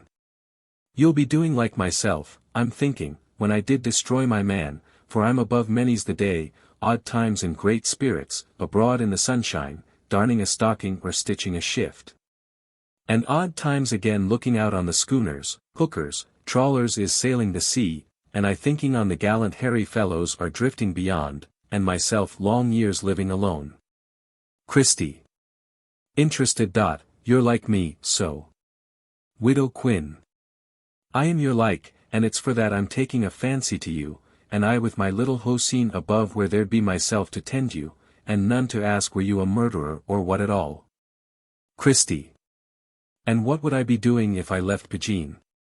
Widow Quinn. I've nice jobs you could be doing, gathering shells to make a whitewash for our hut within, building up a little goose house, or stretching a new skin on an old currick I have, and if my hut is far from all sides. It's there you'll meet the wisest old men, I tell you, at the corner of my wheel, and it's there yourself and me will have great times whispering and hugging. Voices. Outside, calling far away dot, Christy. Christy Mahon. Christy. Christy. Is it Pegeen Mike? Widow Quinn. It's the young girls, I'm thinking, coming to bring you to the sports below, and what is it you'll have me to tell them now? Christy. Aid me for to win Pegeen. It's herself only that I'm seeking now. Widow Quinn gets up and goes to window. Aid me for to win her, and I'll be asking God to stretch a hand to you in the hour of death, and lead you short cuts through the meadows of ease, and up the floor of heaven to the footstool of the Virgin Son.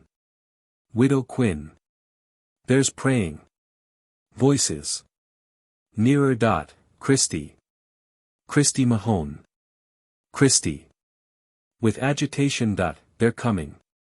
Will you swear to aid and save me for the love of Christ? Widow Quinn looks at him for a moment. If I aid you, will you swear to give me a right of way I want, and a mountainy ram, and a load of dung at Michaelmas, the time that you'll be master here? Christy. I will, by the elements and stars of night. Widow Quinn. Then we'll not say a word of the old fellow, the way Pegeen won't know your story till the end of time. Christy. And if he chances to return again? Widow Quinn. We'll swear he's a maniac and not your da. I could take an oath I seen him raving on the sands today. Girls run in. Susan. Come on to the sports below. Pegeen says you're to come. Sarah Tansey. The lepping's beginning, and we've a jockey's suit to fit upon you for the mule race on the sands below. Honor. Come on, will you? Christy. I will then if Pegeen's beyond. Sarah. She's in the bareen making game of Shaneen Keogh. Christy. Then I'll be going to her now. He runs out followed by the girls. Widow Quinn. Well, if the worst comes in the end of all, it'll be great game to see there's none to pity him but a widow woman, the like of me, has buried her children and destroyed her man. She goes out. Curtain. Act 3. Scene as before. Later in the day. Jimmy comes in, slightly drunk. Jimmy. Calls Dot, Pegeen. Crosses to inner door. Pegeen Mike. Comes back again into the room. Pegeen. Philly comes in the same state. To Philly. Did you see herself? Philly. I did not. But I sent Sean Keogh with the ass cart for to bear him home. Trying cupboards which are locked. Well, isn't he a nasty man to get into such staggers at a morning wake? And isn't herself the divil's daughter for locking, and she's so fussy after that young gaffer, you might take your death with drought and none to heed you? Jimmy. It's little wonder she be fussy, and he after bringing bankrupt ruin on the roulette man, and the trick-o'-the-loop man, and breaking the nose of the cockshot man, and winning all in the sports below, racing, lepping, dancing. And the Lord knows what. He's right luck, I'm telling you. Philly. If he has, he'll be rightly hobbled yet, and he not able to say 10 words without making a brag of the way he killed his father, and the great blow he hit with the loy. Jimmy. A man can't hang by his own informing, and his father should be rotten by now. Old Mahon passes window slowly. Philly. Supposing a man's digging spuds in that field with a long spade, and supposing he flings up the 2 halves of that skull, what'll be said then in the papers and the courts of law? Jimmy. They'd say it was an old Dane, maybe, was drowned in the flood. Old Mahon comes in and sits down near door listening. Did you never hear tell of the skulls they have in the city of Dublin, ranged out like blue jugs in a cabin of Connaught? Philly. And you believe that? Jimmy. Pugnaciously. Didn't a lad see them and he after coming from harvesting in the Liverpool boat? They have them there, says he, making a show of the great people there was one time walking the world. White skulls and black skulls and yellow skulls, and some with full teeth, and some haven't only but one. Philly. It was no lie, maybe, for when I was a young lad there was a graveyard beyond the house with the remnants of a man who had thighs as long as your arm.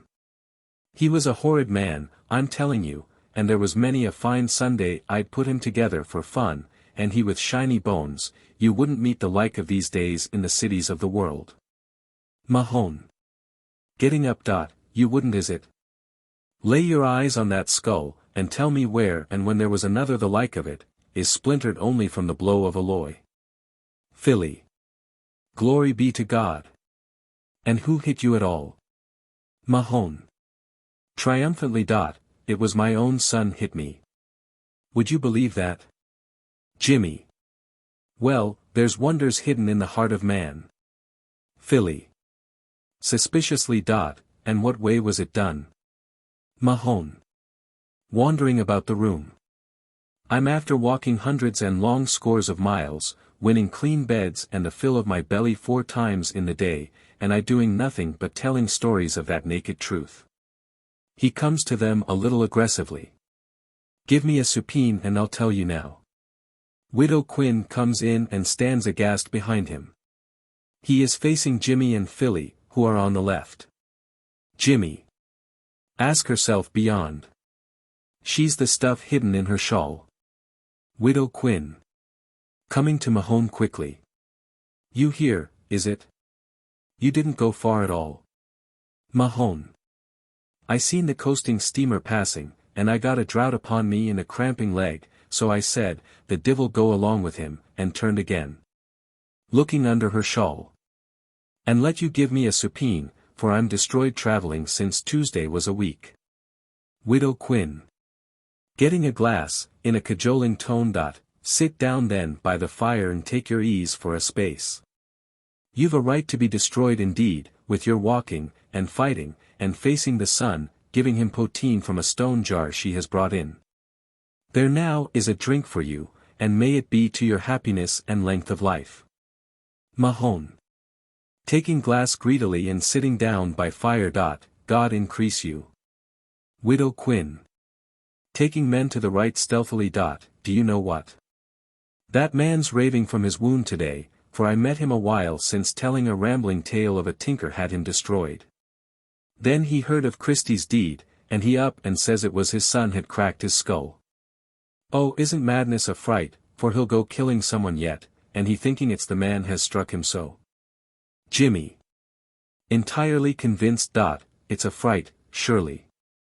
I knew a party was kicked in the head by a red mare, and he went killing horses a great while, till he eat the insides of a clock and died after. Philly. With suspicion. Did he see Christy? Widow Quinn. He didn't. With a warning gesture. Let you not be putting him in mind of him, or you'll be likely summoned if there's murder done. Looking round at Mahon. Wished. He's listening. Wait now till you hear me taking him easy and unraveling all. She goes to Mahon. And what way are you feeling, mister? Are you in contentment now? Mahon. Slightly emotional from his drink.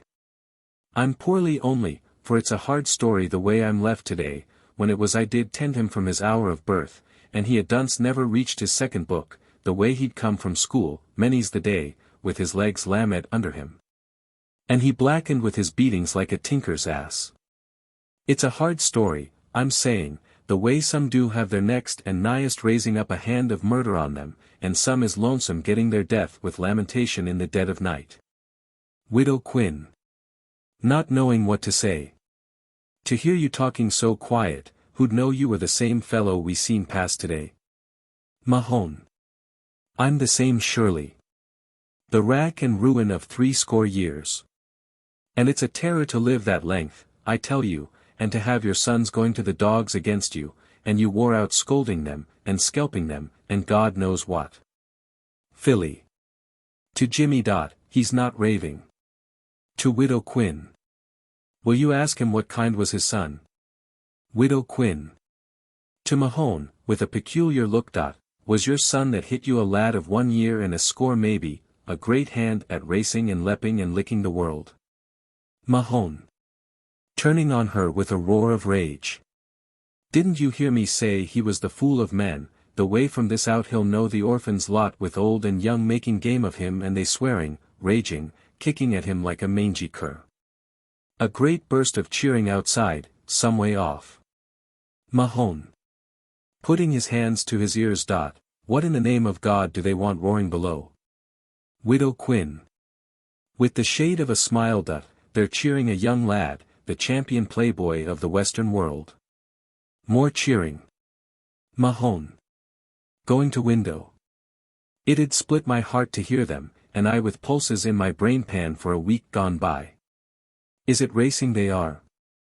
Jimmy. Looking from door. It is then. They are mounting him for the mule race will be run upon the sands. That's the playboy on the winkered mule. Mahon. Puzzled. That lad, is it? If you said it was a fool he was, I'd have laid a mighty oath he was the likeness of my wandering son, uneasily, putting his hand to his head. Faith, I'm thinking I'll go walking for to view the race. Widow Quinn. Stopping him, sharply. You will not. You'd best take the road to Belmullet, and not be dilly-dallying in this place where there isn't a spot you could sleep. Filly. Coming forward. Don't mind her. Mount there on the bench and you'll have a view of the whole. They're hurrying before the tide will rise, and it'd be near over if you went down the pathway through the crags below. Mahon. Mounts on bench, Widow Quinn beside him. That's a right view again the edge of the sea. They're coming now from the point. He's leading. Who is he at all? Widow Quinn. He's the champion of the world, I tell you, and there isn't a Hopworth isn't falling lucky to his hands today. Filly. Looking out, interested in the race. Look at that. They're pressing him now. Jimmy. He'll win it yet. Filly. Take your time, Jimmy Farrell. It's too soon to say. Widow Quinn. Shouting. Watch him taking the gate. There's riding. Jimmy. Cheering. More power to the young lad. Mahon. He's passing the third. Jimmy. He'll lick them yet. Widow Quinn. He'd lick them if he was running races with a score itself. Mahon. Look at the mule he has, kicking the stars. Widow Quinn. There was a lep. Catching hold of Mahon in her excitement. He's fallen. He's mounted again. Faith, he's passing them all. Jimmy. Look at him scalping her. Filly. And the mountain girls hushing him on. Jimmy. It's the last turn. The post's cleared for them now. Mahon. Look at the narrow place.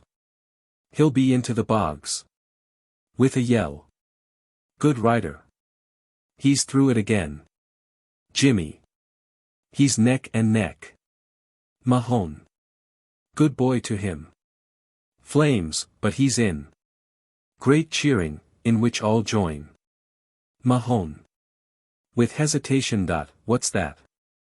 They're raising him up. They're coming this way. With a roar of rage and astonishment. It's Christy. By the stars of God. I'd know his way of spitting and he astride the moon. He jumps down and makes for the door, but Widow Quinn catches him and pulls him back. Widow Quinn. Stay quiet, will you? That's not your son. To Jimmy. Stop him, or you'll get a month for the abetting of manslaughter and be fined as well. Jimmy. I'll hold him. Mahon. Struggling. Let me out. Let me out, the lot of you. Till I have my vengeance on his head today. Widow Quinn. Shaking him, vehemently. That's not your son. That's a man is going to make a marriage with the daughter of this house, a place with fine trade, with a license, and with poteen too. Mahon. Amazed. That man marrying a decent and a moneyed girl. Is it mad yous are? Is it in a crazy house for females that I'm landed now? Widow Quinn. It's mad yourself is with the blow upon your head. That lad is the wonder of the Western world. Mahon. I seen it's my son. Widow Quinn. You seen that you're mad. Cheering outside. Do you hear them cheering him in the zigzags of the road? Aren't you after saying that your son's a fool, and how would they be cheering a true idiot born? Mahon. Getting distressed. It's maybe out of reason that man's himself. Cheering again. There's none surely will go cheering him. Oh, I'm raving with a madness that would fright the world. He sits down with his hand to his head. There was one time I seen 10 scarlet divils letting on they'd cork my spirit in a gallon can, and one time I seen rats as big as badgers sucking the life blood from the butt of my lug. But I never till this day confused that dribbling idiot with a likely man. I'm destroyed surely. Widow Quinn. And who'd wonder when it's your brain pan that is gaping now? Mahon. Then the blight of the sacred drought upon myself and him, for I never went mad to this day, and I not 3 weeks with the Limerick girls drinking myself silly, and parlatic from the dusk to dawn. To Widow Quinn, suddenly. Is my visage astray? Widow Quinn. It is then. You're a sniggering maniac, a child could see. Mahon. Getting up more cheerfully. Then I'd best be going to the Union beyond, and there'll be a welcome before me, I tell you, with great pride, and I a terrible and fearful case, the way that there I was one time, screeching in a straitened waistcoat. With 7 doctors writing out my sayings in a printed book. Would you believe that? Widow Quinn. If you're a wonder itself, you'd best be hasty, for them lads caught a maniac one time and pelted the poor creature till he ran out, raving and foaming, and was drowned in the sea. Mahon.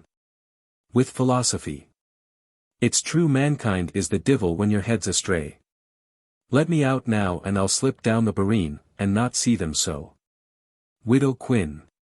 Showing him out. That's it. Run to the right, and not a one will see. He runs off. Filly. Wisely. You're at some gaming, Widow Quinn, but I'll walk after him and give him his dinner and a time to rest, and I'll see then if he's raving or as sane as you. Widow Quinn. Annoyed. If you go near that lad, let you be wary of your head, I'm saying. Didn't you hear him telling he was crazed at times? Filly. I heard him telling a power, and I'm thinking we'll have right sport, before night will fall. He goes out. Jimmy. Well, Filly's a conceited and foolish man. How could that madman have his senses and his brainpan slit? I'll go after them and see him turn on Filly now. He goes, Widow Quinn hides poteen behind counter. Then hubbub outside. Voices. There you are. Good jumper. Grand leper. Darlint boy. He's the racer. Bear him on, will you? Christy comes in jockey's dress, with Pegeen Mike, Sarah, and other girls and men. Pegeen. To crowd. Go on now and don't destroy him and he drenching with sweat. Go along, I'm saying, and have your tug of warring till he's dried his skin. Crowd. Here's his prizes. A bagpipes. A fiddle was played by a poet in the years gone by. A flat and 3-thorned blackthorn would lick the scholars out of Dublin town. Christy. Taking prizes from the men. Thank you kindly, the lot of you. But you'd say it was little only I did this day if you'd seen me a while since striking my one single blow. Town crier. Outside, ringing a bell. Take notice, last event of this day. Tug of warring on the green below. Come on, the lot of you. Great achievements for all Mayo men. Pegeen. Go on, and leave him for to rest and dry. Go on, I tell you, for he'll do no more. She hustles crowd out. Widow Quinn following them. Men. Going. Come on then. Good luck for the while. Pegeen. Radiantly, wiping his face with her shawl. Well, you're the lad, and you'll have great times from this out when you could win that wealth of prizes, and you sweating in the heat of noon. Christy. Looking at her with delight. I'll have great times if I win the crowning prize I'm seeking now, and that's your promise that you'll wed me in a fortnight, when our banns is called. Pegeen. Backing away from him. You've right daring to go ask me that, when all knows you'll be starting to some girl in your own townland, when your father's rotten in 4 months, or 5. Christy. Indignantly. Starting from you, is it? He follows her. I will not, then, and when the airs is warming in 4 months, or 5, it's then yourself and me should be pacing Neophin in the dews of night, the time's sweet smells do be rising, and you'd see a little shiny new moon, maybe, sinking on the hills. Pegeen. Looking at him playfully. And it's that kind of a poacher's love you'd make, Christy Mahon, on the sides of Neophin, when the night is down. Christy. It's little you'll think if my love's a poacher's, or an earl's itself, when you'll feel my 2 hands stretched around you, and I squeezing kisses on your puckered lips. Till I'd feel a kind of pity for the Lord God is all ages sitting lonesome in his golden chair. Pegeen. That'll be right fun, Christy Mahon, and any girl would walk her heart out before she'd meet a young man was your like for eloquence, or talk, at all. Christy. Encouraged.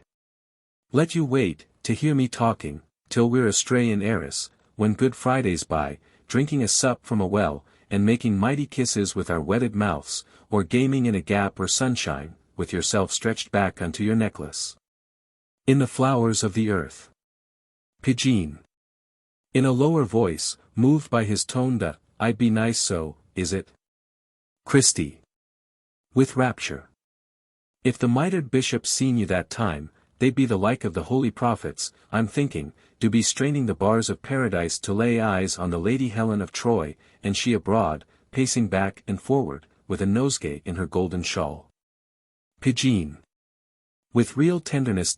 And what is it I have, Christy Mahon, to make me fitting entertainment for the like of you, that has such poets talking, and such bravery of heart? Christy. In a low voice. Isn't there the light of 7 heavens in your heart alone, the way you'll be an angel's lamp to me from this out, and I abroad in the darkness, spearing salmons in the Owen, or the Carrowmore? Pegeen. If I was your wife, I'd be along with you those nights, Christy Mahon, the way you'd see I was a great hand at coaxing bailiffs, or coining funny nicknames for the stars of night. Christy. You, is it? Taking your death in the hailstones, or in the fogs of dawn. Pegeen. Yourself and me would shelter easy in a narrow bush, with a qualm of dread, but we're only talking, maybe, for this would be a poor, thatched place to hold a fine lad is the like of you. Christy. Putting his arm round her. If I wasn't a good Christian, it's on my naked knees I'd be saying my prayers and paters to every jackstraw you have roofing your head, and every stony pebble is paving the laneway to your door. Pegeen. Radiantly. If that's the truth, I'll be burning candles from this out to the miracles of God that have brought you from the south today, and I, with my gowns bought ready, the way that I can wed you, and not wait at all. Christy. It's miracles, and that's the truth. Me there toiling a long while, and walking a long while, not knowing at all I was drawing all times nearer to this holy day. Pegeen. And myself, a girl, was tempted often to go sailing the seas till I'd marry a Jew man, with 10 kegs of gold, and I not knowing at all there was the like of you drawing nearer, like the stars of God. Christy. And to think I'm long years hearing women talking that talk, to all bloody fools, and this the first time I've heard the like of your voice talking sweetly for my own delight. Pegeen. And to think it's me is talking sweetly, Christy Mahon, and I the fright of 7 townlands for my biting tongue. Well, the heart's a wonder, and, I'm thinking, there won't be our like in Mayo, for gallant lovers, from this hour, today. Drunken singing is heard outside. There's my father coming from the wake, and when he's had his sleep we'll tell him, for he's peaceful then. They separate. Michael. Singing outside. The jailer and the turnkey. They quickly ran us down. And brought us back as prisoners. Once more to Cavan town. He comes in supported by Sean. There we lay bewailing. All in a prison bound. He sees Christy. Goes and shakes him drunkenly by the hand, while Pegeen and Sean talk on the left. Michael. To Christy. The blessing of God and the holy angels on your head, young fellow. I hear tell you're after winning all in the sports below. And wasn't it a shame I didn't bear you along with me to Kate Cassidy's wake, a fine, stout lad, the like of you, for you'd never see the match of it for flows of drink, the way when we sunk her bones at noonday in her narrow grave. There were 5 men, aye, and 6 men, stretched out retching speechless on the holy stones. Christy. Uneasily, watching Pegeen. Is that the truth? Michael. It is then, and aren't you a louty schemer to go burying your poor father unbeknownst when you'd a right to throw him on the crupper of a carry mule and drive him westwards, like holy Joseph in the days gone by. The way we could have given him a decent burial, and not have him rotting beyond, and not a Christian drinking a smart drop to the glory of his soul. Christy. Gruffly. It's well enough he's lying, for the likes of him. Michael. Slapping him on the back. Well, aren't you a hardened slayer? It'll be a poor thing for the household man where you go sniffing for a female wife. And, pointing to Sean, look beyond at that shy and decent Christian I have chosen for my daughter's hand, and I after getting the gilded dispensation this day for to wed them now. Christy. And you'll be wedding them this day, is it? Michael. Drawing himself up. Aye. Are you thinking, if I'm drunk itself, I'd leave my daughter living single with a little frisky rascal is the like of you? Pegeen. Breaking away from Sean. Is it the truth the dispensations come? Michael. Triumphantly. Father Riley's after reading it in Gallus Latin, and, it's come in the nick of time, says he, so I'll wed them in a hurry, dreading that young gaffer who'd capsize the stars. Pegeen. Fiercely. He's missed his nick of time, for it's that lad, Christy Mahon, that I'm wedding now. Michael. Loudly with horror. You'd be making him a son to me, and he wet and crusted with his father's blood. Pegeen. Aye. Wouldn't it be a bitter thing for a girl to go marrying the like of Shaneen, and he a middling kind of a scarecrow, with no savagery or fine words in him at all? Michael. Gasping and sinking on a chair. Oh, aren't you a heathen daughter to go shaking the fat of my heart, and I swamped and drowned dead with the weight of drink? Would you have them turning on me the way that I'd be roaring to the dawn of day with the wind upon my heart? Have you not a word to aid me, Shaneen? Are you not jealous at all? Shaneen. In great misery. I'd be afeard to be jealous of a man did slay his da. Pegeen. Well, it'd be a poor thing to go marrying your like. I'm seeing there's a world of peril for an orphan girl, and isn't it a great blessing I didn't wed you, before himself came walking from the west or south? Sean. It's a queer story you'd go picking a dirty tramp up from the highways of the world. Pegeen. Playfully. And you think you're a likely beau to go straying along with, the shiny Sundays of the opening year, when it's sooner on a bullock's liver you'd put a poor girl thinking than on the lily or the rose. Sean. And have you no mind of my weight of passion, and the holy dispensation, and the drift of heifers I am giving, and the golden ring? Pegeen. I'm thinking you're too fine for the like of me, Sean Keogh of Killikeen, and let you go off till you'd find a radiant lady with droves of bullocks on the plains of Meath, and herself bedizened in the diamond jewelleries of Pharaoh's maw. That'd be your match, Shaneen. So God save you now. She retreats behind Christy. Sean. Won't you hear me telling you? Christy. With ferocity. Take yourself from this, young fellow, or I'll maybe add a murder to my deeds today. Michael. Springing up with a shriek. Murder is it? Is it mad yous are? Would you go making murder in this place, and it piled with poteen for our drink tonight? Go on to the foreshore if it's fighting you want, where the rising tide will wash all traces from the memory of man. Pushing Sean towards Christy. Sean. Shaking himself free, and getting behind Michael. I'll not fight him, Michael James. I'd liefer live a bachelor, simmering in passions to the end of time, than face a leaping savage the like of him has descended from the Lord knows where. Strike him yourself, Michael James, or you'll lose my drift of heifers and my blue bull from Sneem. Michael. Is it me fight him, when it's father slaying he's bred to now? Pushing Sean. Go on you fool and fight him now. Sean. Coming forward a little. Will I strike him with my hand? Michael. Take the loy is on your western side. Sean. I'd be afeard of the gallows if I struck him with that. Christy. Taking up the loy. Then I'll make you face the gallows or quit off from this. Sean flies out of the door. Christy. Well, fine weather be after him, going to Michael, coaxingly, and I'm thinking you wouldn't wish to have that quaking blackguard in your house at all. Let you give us your blessing and hear her swear her faith to me, for I'm mounted on the springtide of the stars of luck, the way it'll be good for any to have me in the house. Pegeen. At the other side of Michael. Bless us now, for I swear to God I'll wed him, and I'll not renege. Michael. Standing up in the center, holding on to both of them. It's the will of God, I'm thinking, that all should win an easy or a cruel end, and it's the will of God that all should rear up lengthy families for the nurture of the earth.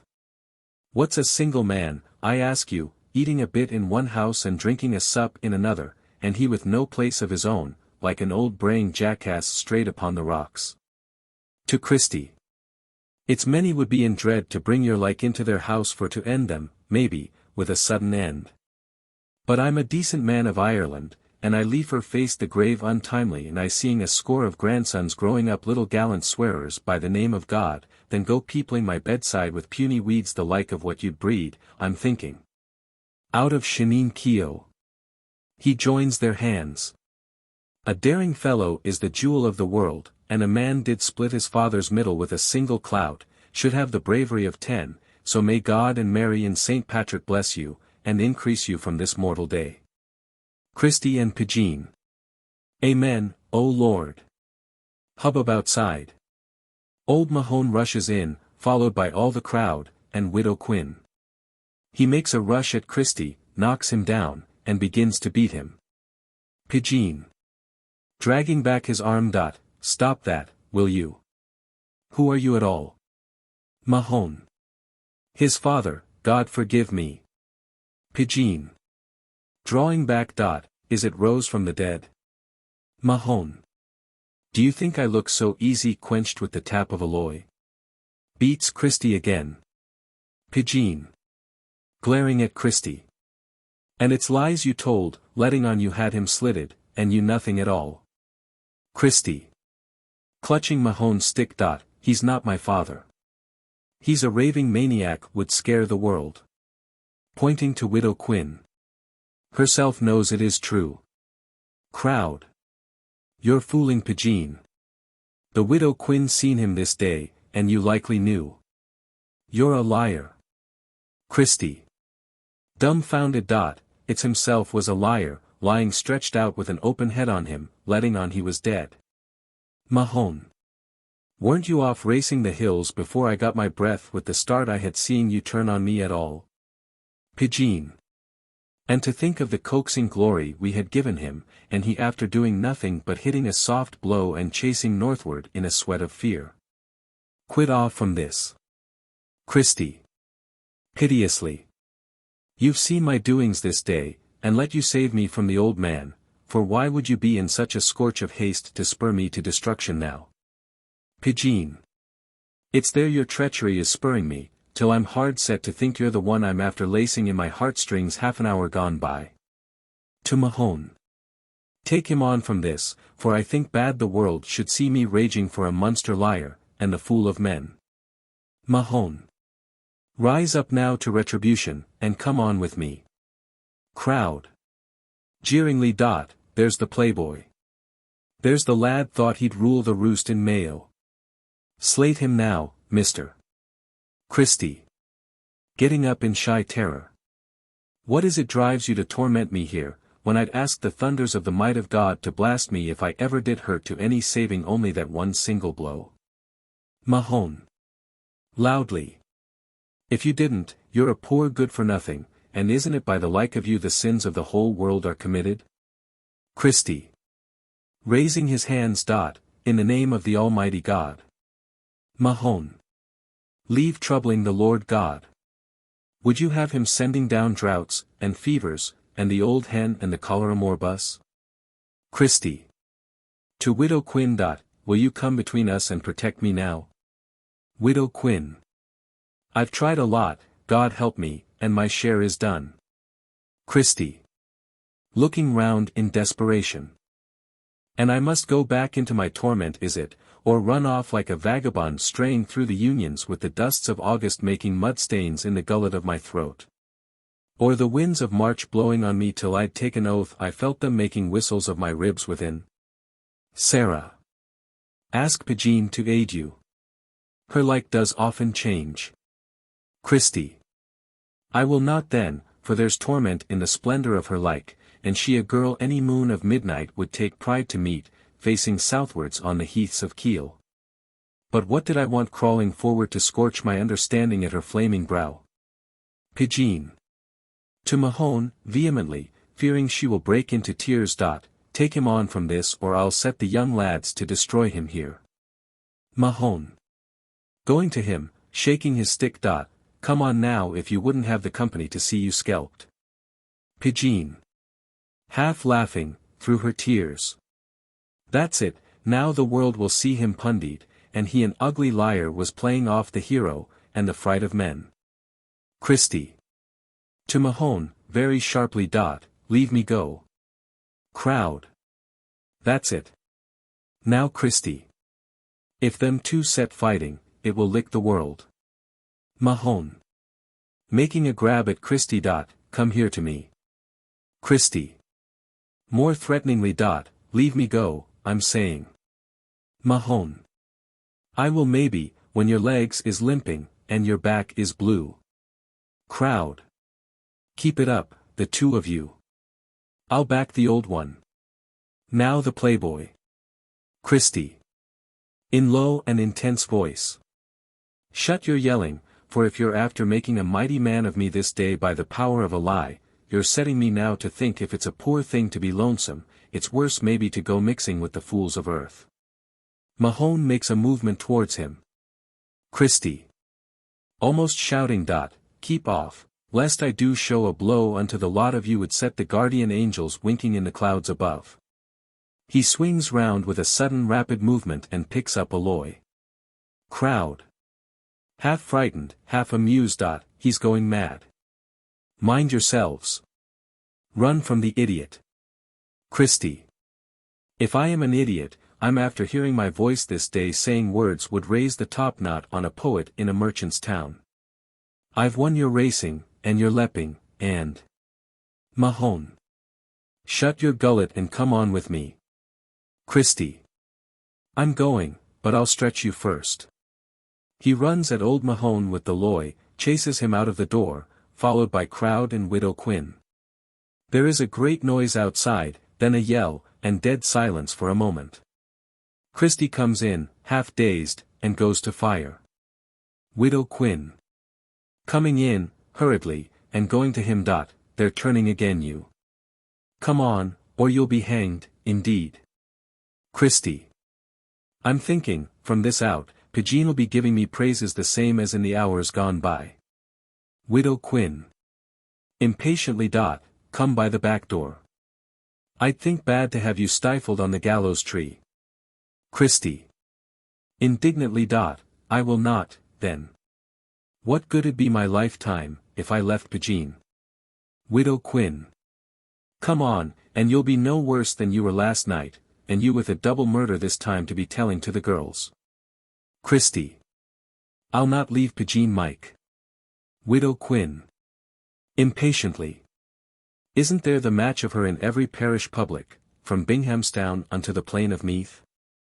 Come on, I tell you, and I'll find you finer sweethearts at each waning moon. Christy.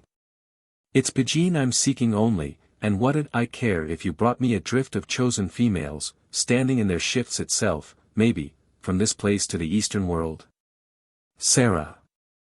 Runs in, pulling off one of her petticoats. They're going to hang him. Holding out petticoat and shawl. Fit these upon him, and let him run off to the east. Widow Quinn. He's raving now, but we'll fit them on him, and I'll take him, in the ferry, to the Ackle boat. Christy. Struggling feebly. Leave me go, will you? When I'm thinking of my luck today, for she will wed me surely, and I a proven hero in the end of all. They try to fasten petticoat round him. Widow Quinn. Take his left hand, and we'll pull him now. Come on, young fellow. Christy. Suddenly starting up. You'll be taking me from her. You're jealous, is it, of her wedding me? Go on from this. He snatches up a stool, and threatens them with it. Widow Quinn. Going. It's in the madhouse they should put him, not in jail, at all. We'll go by the back door, to call the doctor, and we'll save him so. She goes out, with Sarah, through inner room. Men crowd in the doorway. Christy sits down again by the fire. Michael. In a terrified whisper. Is the old lad killed surely? Philly. I'm after feeling the last gasps quitting his heart. They peer in at Christy. Michael. With a rope. Look at the way he is. Twist a hangman's knot on it, and slip it over his head, while he's not minding at all. Philly. Let you take it, Shanine. You're the soberest of all that's here. Sean. Is it me to go near him, and he the wickedest and worst with me? Let you take it, Pegeen Mike. Pegeen. Come on, so. She goes forward with the others, and they drop the double hitch over his head. Christy. What ails you? Sean. Triumphantly, as they pull the rope tight on his arms. Come on to the peelers, till they stretch you now. Christy. Me. Michael. If we took pity on you, the Lord God would, maybe, bring us ruin from the law today, so you'd best come easy, for hanging is an easy and a speedy end. Christy. I'll not stir. To Pegeen. And what is it you'll say to me, and I after doing it this time in the face of all? Pegeen. I'll say, a strange man is a marvel, with his mighty talk. But what's a squabble in your backyard, and the blow of a loy, have taught me that there's a great gap between a gala story and a dirty deed. To men. Take him on from this, or the lot of us will be likely put on trial for his deed today. Christy. With horror in his voice. And it's yourself will send me off, to have a horny-fingered hangman hitching his bloody slipknots at the butt of my ear. Men. Pulling rope. Come on, will you? He is pulled down on the floor. Christy. Twisting his legs round the table. Cut the rope, Pegeen, and I'll quit the lot of you, and live from this out, like the madmen of Kiel, eating muck and green weeds, on the faces of the cliffs. Pegeen. And leave us to hang, is it, for a saucy liar, the like of you? To men. Take him on, out from this. Sean. Pull a twist on his neck, and squeeze him so. Philly. Twist yourself. Sure he cannot hurt you, if you keep your distance from his teeth alone. Sean. I'm afeard of him. To Pegeen. Lift a lighted sod, will you, and scorch his leg. Pegeen. Blowing the fire, with a bellows. Leave go now, young fellow, or I'll scorch your shins. Christy. You're blowing for to torture me, his voice rising and growing stronger. That's your kind, is it? Then let the lot of you be wary, for, if I've to face the gallows, I'll have a gay march down, I tell you, and shed the blood of some of you before I die. Sean. In terror. Keep a good hold, Philly. Be wary, for the love of God. For I'm thinking he would liefest wreak his pains on me. Christy. Almost gaily. If I do lay my hands on you, it's the way you'll be at the fall of night, hanging as a scarecrow for the fowls of hell. Ah, you'll have a gallus jaunt, I'm saying, coaching out through limbo with my father's ghost. Sean. To Pegeen. Make haste, will you? Oh, isn't he a holy terror, and isn't it true for Father Riley, that all drink's a curse that has the lot of you so shaky and uncertain now? Christy. If I can wring a neck among you, I'll have a royal judgment looking on the trembling jury in the courts of law. And won't there be crying out in Mayo the day I'm stretched upon the rope with ladies in their silks and satins snivelling in their lacy kerchiefs, and they rhyming songs and ballads on the terror of my fate? He squirms round on the floor and bites Sean's leg. Sean. Shrieking. My leg's bit on me. He's the like of a mad dog, I'm thinking, the way that I will surely die. Christy. Delighted with himself. You will then, the way you can shake out hell's flags of welcome for my coming in 2 weeks or 3, for I'm thinking Satan hasn't many have killed their day in Kerry, and in Mayo too. Old Mahon comes in behind on all fours and looks on unnoticed. Men. To Pegeen dot, bring the sod, will you? Pegeen. Coming over dot, God help him so. Burns his leg. Christy. Kicking and screaming dot, oh, glory be to God. He kicks loose from the table, and they all drag him towards the door. Jimmy. Seeing old Mahon. Will you look what's come in? They all drop Christy and run left. Christy. Scrambling on his knees face to face with old Mahon dot, are you coming to be killed a third time, or what ails you now? Mahon. For what is it they have you tied? Christy. They're taking me to the peelers to have me hanged for slaying you. Michael. Apologetically. It is the will of God that all should guard their little cabins from the treachery of law, and what would my daughter be doing if I was ruined or was hanged itself? Mahon. Grimly, loosening Christy. It's little I care if you put a bag on her back, and went picking cockles till the hour of death. But my son and myself will be going our own way, and will have great times from this out telling stories of the villainy of Mayo, and the fools is here. To Christy, who is freed. Come on now. Christy. Go with you, is it?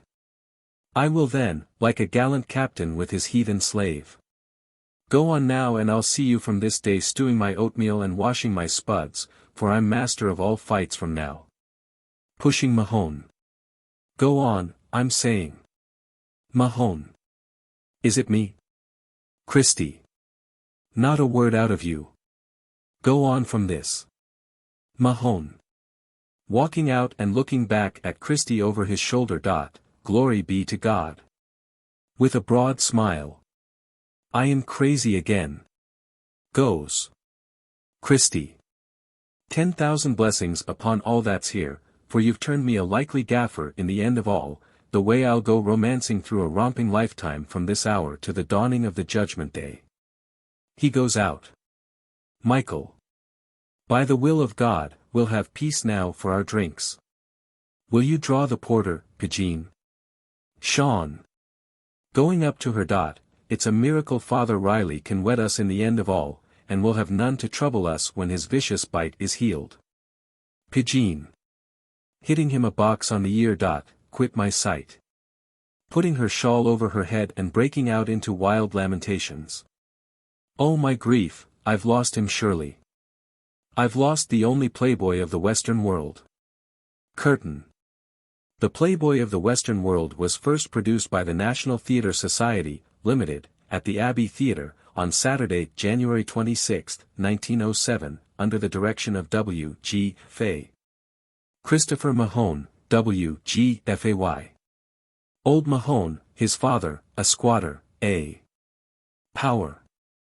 Michael James Flaherty, called Michael James, a publican, Arthur Sinclair. Margaret Flaherty, called Pegeen Mike, his daughter, Marie O'Neill. Sean Keogh, her second cousin, a young farmer, F. J. Fay. Small farmers. Philly O'Cullen, J. O'Rourke. Jimmy Farrell, J. M. Kerrigan. Widow Quinn, Sarah Allgood. Village girls. Sarah Tansey, Bridget O'Dempsey. Susan Brady, Alice O'Sullivan. Honor Blake, Mary Craig. Peasants. Harry Young. U. Wright.